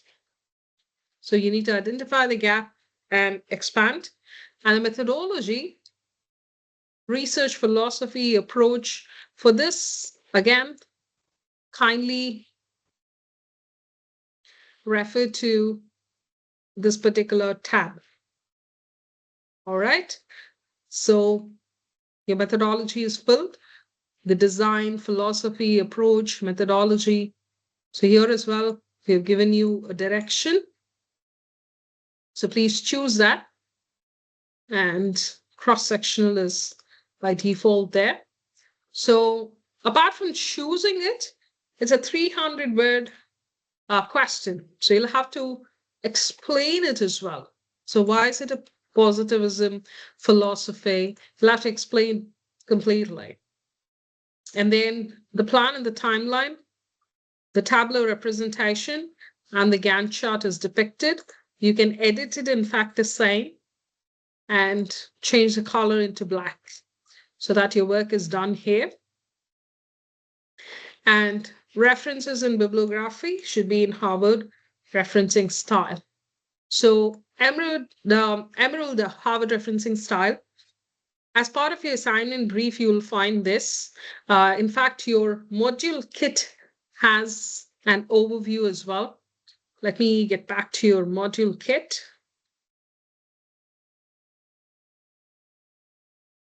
So as part of your module kit, you can find this.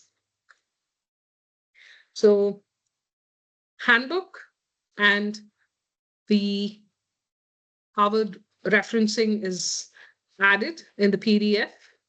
In fact, if you notice, this is how your kit looks. The slide deck, refer to the slide decks that have shared you, which is crisp, and forms. Now, what are these forms? The first thing is approval of your dissertation submission form, which comes during the closure of your dissertation. So as part of your dissertation conclusion, once when Turnitin check has been undertaken, your supervisor will ask you to fill these details completely. And once you fill them, your supervisor will acknowledge and sign and say this is good to go. And even you will have to sign. Only if you declare and your supervisor declares, we will be accepting your work. And apart from that, there's also ethical clearance form.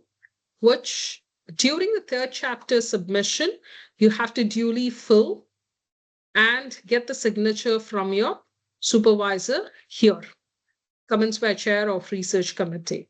So get the sign here, which means this is an acceptance and good to go for your data collection, be it survey or your interview.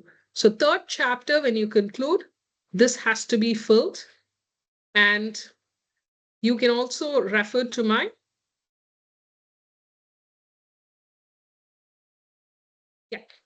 SMP submission, which is your dissertation strategic management project. The last tab will have details. So your dissertation final submission in the LMS will be inclusive of cover sheet along with the Word format. So this is the cover sheet, which is again there in your module kit. It should have a logo of Exceed and Plymouth. Dissertation title, your name, which year you're submitting and which month you're submitting your work, your student ID as per Plymouth, your supervisor's name, and date of your submission. That is mandatory. So your final dissertation should have the cover page, which is mandatory, which is a collated document of all 5 chapters. Followed by that, the Turnitin report of your dissertation in the PDF format is necessary.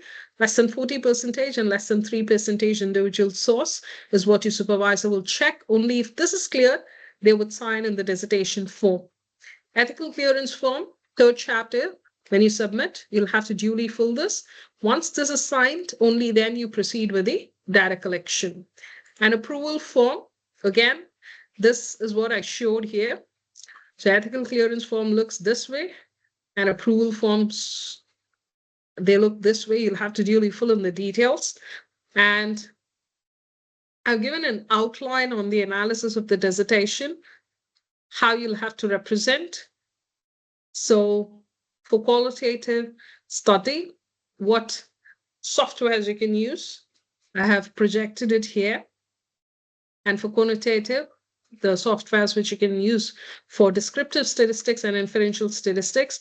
And predominantly, I would suggest inferential statistics, and that is what is accepted by the university. We moderately only support this, but if your study is only descriptive, it'll be rejected. So you can use these links. And for the MPM module, this is your timeline. So what you need to submit in the LMS is 4 files here. So these 4 files, one is your Word doc, which is assignment brief, inclusive of the 2,500 proposal, Turnitin for the proposal, and PPT, which is your presentation in the form of PowerPoint, and PDF of the PowerPoint. So 4 files as on 30th, 11:59 p.m. GST. You'll have to ensure by then to upload, because the time it becomes 12 a.m., it gets on locked, and you may have to pay the fine or penalty as well.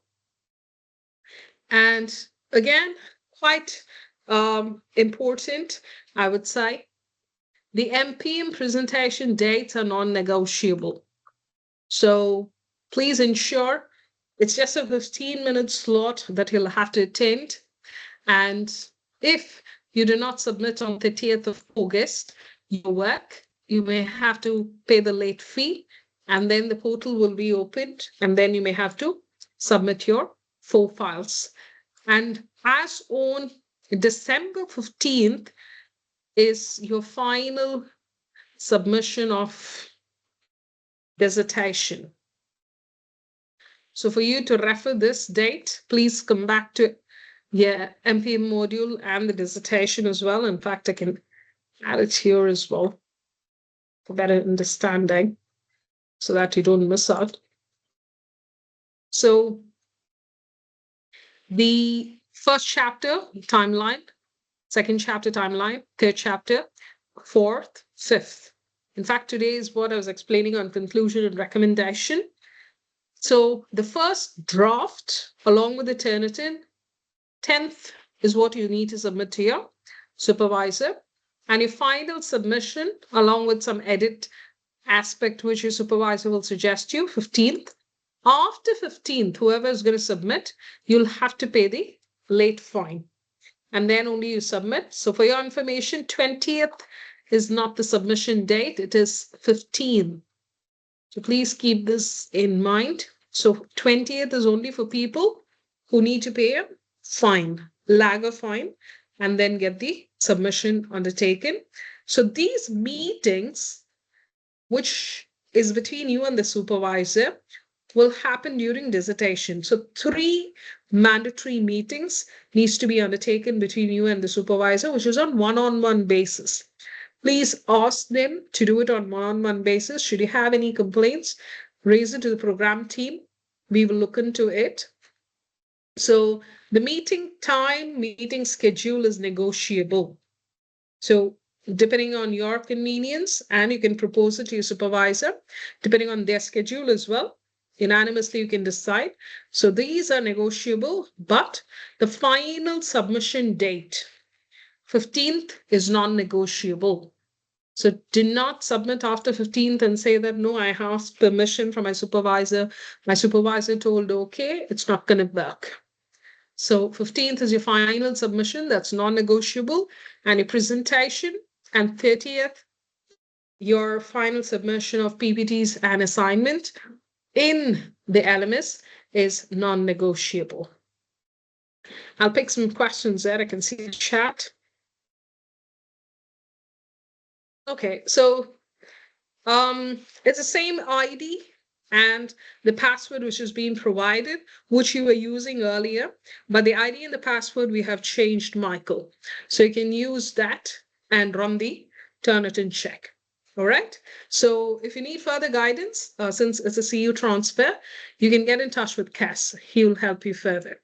But the ID and the password we have provided in the assignment brief. What drill you did earlier, it's the same drill, but password we have changed. And Omar, I'm going to come back to you. I'm not forgotten. So soon after I end the class, I'm going to respond to you. Okay. The theme elements is showing this for dissertation. I think, can you assist what Jan 2026 refers to? The due date, they're going to change that. It's December and not Jan. So they have to change that. Cass will do the needful. So it'll be December 20th. If you remember, I told that timeline was incorrect. So they're going to change that. So Cass will do the needful. So it will be 15th of December. So that due date is going to change for final submission. And Omar, dissertation title will be that long as I want to choose. Yeah, the title is definitely going to cover major aspects of your variables, geography and other stuffs. Yes, of course. And also I wanted to provide sample of dissertation, which is also there in your, I think these samples are part of your module kit. I just want to share a few sample of the actual work of the learner.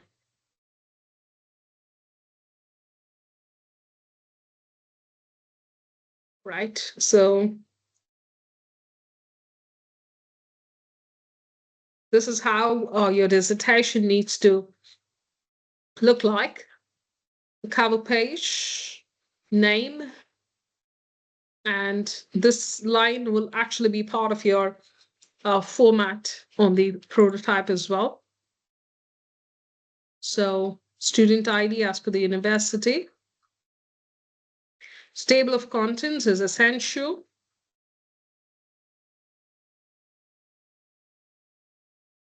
Figures.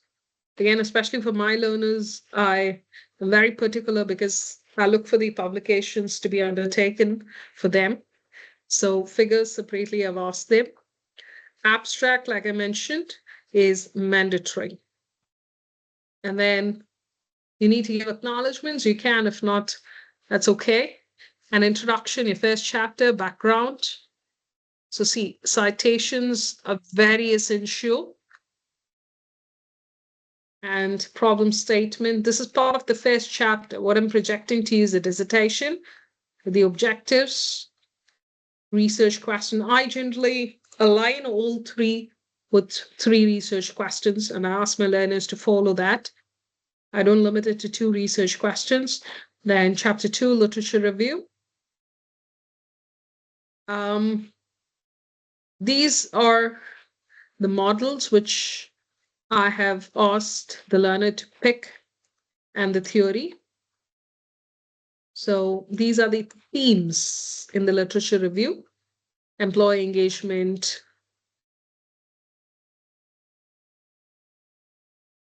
So I've asked him to highlight a few themes because as a third party, let's say even if it's an external examiner from university, they'll be able to identify, and this is also a theme, employee retention.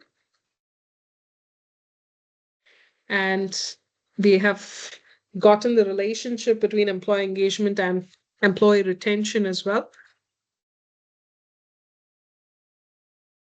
Literature gaps.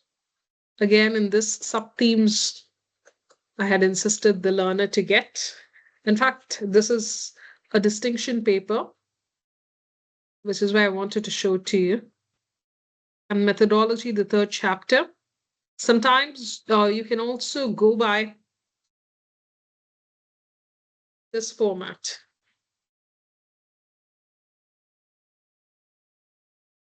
That as well is accepted.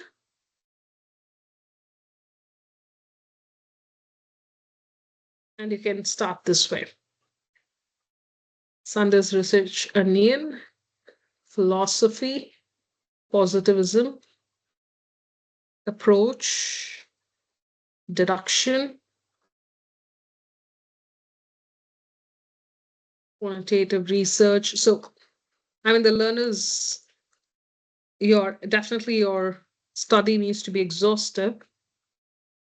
So there are certain figures I asked them to portray and mention it as well, because that will give you a backup. And this percentile is okay, but you'll have to do an inferential statistics. Inferential statistics is very necessary. And we did a confidence level check as well. This is descriptive statistics in order to identify the confidence level, which we ran through. And again, for every aspect of variables, we ran through and we picked Cronbach alpha in order to identify the correlation. So I like to do a bit of stats, and unless we get the figures right, we don't stop. So it was hard. I mean, the learner was 50 plus, if I'm not wrong, but he was persistent as well, alongside he wanted to do. So we brought him up, and every time we bring in up the figures, data, we just went ahead. Everything is added. We did some descriptive statistics on mean, median as well to justify certain questions. And inferential, we took on chi-square as well. If you notice, we did a chi-square test. So it's quite exhaustive. I mean, it depends on your supervisor as well on how exhaustive or tough taskmasters they are. If not, final analysis would do good. Here, this is a conclusion chapter. Conclusion is very less than 1,000 words. So the conclusion was undertaken. I would be sharing a few samples on the drive as well. So that is essential. So dissertation, definitely your supervisors are going to pick up, and your supervisors will be allocated to you soon after you make your presentations. So that will be undertaken, and your presentation slots will be shared to you by Hess. And proposal, main agenda now, which is going to be the first checkpoint for you, is to fulfill your proposal requisite and to fulfill your requisite from the PowerPoint presentation as well. And since it's going to be an individual presentation between you and 2 panelists, you have to switch on the cam. It's a mandatory requisite. And you have to have a face-to-face online presentation. There's no escapism from that particular factor as well. And also we have a dissertation handbook. That particular dissertation handbook will give you a complete run through pertaining to your work, the word count. That's part of your module kit again. So this is how it looks. It's part B. And if you notice the format structure in the dissertation, the word count is stipulated. The total word count is 10,000, which is spread across here. Max literature review, data analysis, that's going to actually take up 6,000 words. And the rest has been bifurcated with introduction, methodology, and conclusion. So please go through this handbook for you to understand. In fact, we have given a run through on when the meeting should happen with the supervisor, but the dates, schedule you can fix, a complete milestone.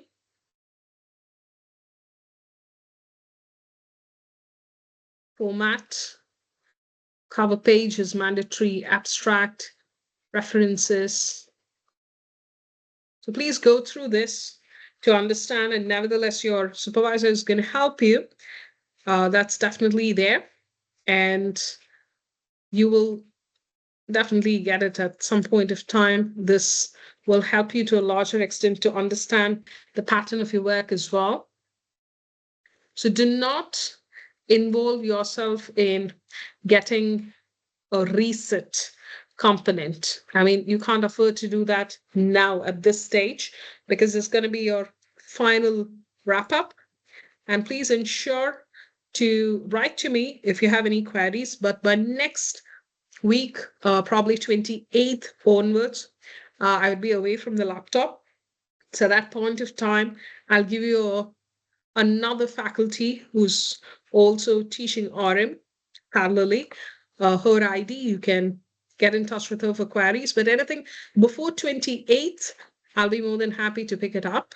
So ensure that you submit all your proposal on time and do your presentation confidently because it's your baby. You're going to defend it and don't let anyone bully you, obviously. So you're just going to talk and make sense in what you say with the terminology. That's more than enough. So do you have any questions for me? Omar, you said that I don't understand regarding the survey. What should we do? All right. So I have explained this in the third LO facilitation. Quantitative qualitative study, quant survey is essential. That is using a questionnaire. I showed you the Google Forms now. We use that. So please refer to the recordings of LO3. That'll get you an understanding. Yeah, Jonas, you raised hand. Good evening, ma'am. My questions I already raised last classes regarding the literature review. Mhm. Because in UAE I could not able to find any relative let's say Oh, yeah. You were asking for the articles. yeah. Okay. So in this Yes. case you suggested to go wider, but considering specific to my topic that I can be able to consider. This is right. Mhm. Yes, that's correct.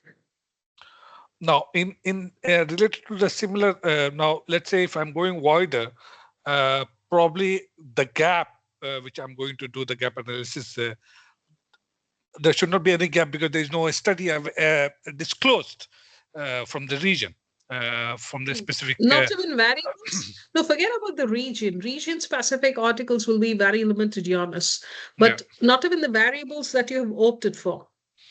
Not to the my topic. I didn't find it anything yet. So Okay. probably I will start looking into from the different let's say from the different region. Probably I'll get something out of it. My Yeah. second question is related to that, since there is no research on my topic, it will be difficult to find any gap on it. Okay. So when I'm going to basically articulate my justifications on the gap analysis, it will be very, very limited. So it will be very, Mm. very open kind of discussions. Yeah. And See, as long as you find the articles relevant, your gap analysis would become simple. But nevertheless, do not openly say that I did not find articles to the panel, because we're going to backfire and ask you definitely on how did you make an effort and search strategy. So Yeah. always don't give an option for the other party to question you further. Be very tactful in managing that. Yeah. Okay. Yeah. Related to the summary which you have shown in the Excel, in like that the questions and answer, like you're almost having 15 plus questions, and you have a Q&A session only for 5 minutes. So do you No, think it those will are be? possible FAQs. No. Okay, thanks for the question. Those are possible FAQs. Within that 5 minutes, probably if I'm a panelist, I may ask you, honest, why this topic, or explain to me Sanders research onion. So each of the panelists will just ask you 2 plus 2, 4 questions. Yeah. Okay. Those are the possible FAQs, which means in these directions, you Mhm. may get the questions posed. So be prepared. It's just like you going and attempting an exam, which is offline. So Yeah. you have to get prepared for the number of questions. So they're not going to ask you all 21 questions. No. So Thanks. two Thanks on for two on an yeah. average. All right. Yeah, yeah. Because I thought like Thanks for that posing 50. that question. Yeah, thanks for Yeah. posing. Probably few of the learners may have that. It's just a FAQ. I mean, the Yeah. Yeah. list checklist for you to make easy. They're not going to bombard you with 20, 30 questions. Not going to happen. Yeah. Okay? So what I understood from that summary, that there will be more questions related to the research paper, not research, the what do you call Proposal, the presentation. on the presentations. Yeah. If you look at the time allocations which you have given, the main time it is allocated for the onion sandwich area. If you look at it, around 4 minutes to Yeah, 5 yeah. minutes. That mainly into See, the again, see, methodology this you're is doing with. tentative. Be Yeah. honest. Okay. Whatever I've given is very tentative. I mean, this is what can help you to crunch within 15 minutes to finish. You can either talk about objectives or your questions for a longer period of time, but that wouldn't give you a lot of weightage. We would know much, or we would be much interested to know about the Sanders research onion, which is going to be the layers, or who your respondents are going to be, or the justification of your objectives, questions, and aim. That is all we look into. So don't spend too much of time on other aspects unless it's necessary or to back your presentation. All right, ma'am. Thank you. Yeah. Welcome. Thank you so much. Thomas, go ahead, please. Yes, doctor. I wanted to find out what makes a good literature. For instance, if I find a literature on Google Scholar, then I go to that particular article, then it takes me to another website away from Google Scholar website. Could that still be That's a good correct. reference? Yeah, absolutely. So you can provide multiple citations as well. That's how we discover a lot more article basis. So that's a good strategy. You can go ahead. In fact, it'll read out to you where it was published, the original website. So that is absolutely fine. Right. And Thank you, Omar. doctor. Oh, you're welcome, Thomas. Hi, doctor. Omar, good evening. Yeah, good evening. I just have a question regarding the title of the proposed search proposal and the dissertation. For example, I want to choose the project management, but the title will be long. Correct. My title is Role of Project Management Practices in Improving Patient Experience in Long-Term Care. Mhm. That So, holds good. That so holds what will good. But be? where do you want to do your Mm, study? Sorry. Where do you want to do your study? Which place do you want to do a study? What geography are you intending to? My hospital. I'm working in a medical city. Where exactly? Which place? Burjil Medical City, Abu Dhabi. Burjil. Okay, Abu Dhabi. All right. So you can add Abu Dhabi to as a closure. That's absolutely fine. I mean, if you see in that MPM tracker, there are people who have 2 lines title as well. So a title size does not quantify your work. but rather it will give us a better understanding on what you're going to cover as part of your research. So your title holds good, the role of project management practices and improving patient experience. Absolutely fine. Only thing, include Abu Dhabi, in Abu Dhabi. So that will hold good. I think this is somewhat similar to the questionnaire that I showed, the survey question. That is also on the patients, but that is on telemedication services in hospitals. Okay, doctor. But at the end, the dissertation title will be Mhm. at the end after I finish. It will be in project management. Yeah, absolutely. I mean, you're talking about the degree Yes.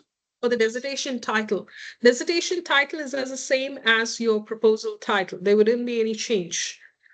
And your dissertation title in the cover page, whatever remains the same, holds good. So that is as equivalent as your proposal title. But it isn't That's the very big. same. Yeah, I mean it should be project management only. Okay. Could you connect with me later? Because I just have 2 minutes left. So if someone has any questions, I'm going to pick that and I'm going to answer your question. Okay? So just connect with me later or just draft an email to me. I'm going to quickly respond to you. All right? Okay. Yeah. Thanks. Thank you, Omar. Thank you. I think one last question I can pick. And Michael? Yeah, you've raised your hand. Ma'am, good evening. I just want to confirm on the literature review for the proposal document, the document itself. We're going to look at all the available literature on our respective field of study. Now, Mhm. we need to discuss this and break it down and look at the themes that we can possibly detect out of that literature review. I'm just looking at the word count. If we are using the two tables as per the NPM guidelines sheet, the Google Doc, can we create those Google tables on a smart art on Word and Yeah. incorporate that table on word count? Yes. Yes, Happy, that'll be helpful. Yeah, happy days. that'll be helpful. I mean, that's also smart work to be undertaken. So that's absolutely fine. As Okay, long thank as, you. it's visible a little clearly. Sometimes it so happens when you use a clip art or a smart art, the texts may be so micro. So as long as it's visible, we're absolutely fine. Okay, and on that same point, if we use a snipping tool on a table, once we've completed the table with all relevant Yeah, references, we can use that as go well and ahead. just reflect it in a figure. Yes. Yeah, Okay, yeah, you can go ahead. Yeah. thank you very And much. that wouldn't be plagiarized as well because you're doing it effortlessly from your end. So that's absolutely fine. We do accept. All right, thank you. Yeah, great. I think Nikki has a chat there, which means you're going to clarify on the email. That's absolutely fine. And so, quick one. On a closure, thank you everyone for your time and patience during this MP module. And I'm definitely looking forward for your contribution in the dissertation and your graduation up next. In fact, we're going to have two graduation, one that's going to happen in Dubai, UAE, and the other one which will be hosted by Plymouth Marshall University in the UK. So you can use the spreadsheet as much as you can and draft an email to me until 28th of August, because after that I'll be away from the laptop and I'll be rerouting it to another faculty. So please ensure to ask questions within 28th should you need my help or support. I'm certain that you're going to all shine successfully and get graduated with flying colors. So please ensure you put in a little bit extra effort for this last lap and then carry forward with your other endeavors. So all the best for your future endeavors. And please do take care of yourself. So until we meet again, God bless and enjoy your life and make your submissions appropriate. Take care, everyone. You just have 1 week time until 30th. So please ensure you complete your work and please do take care of yourself. Thank you so much and have a pleasant night. See you all. Thank you so much. Bye bye. Thank you.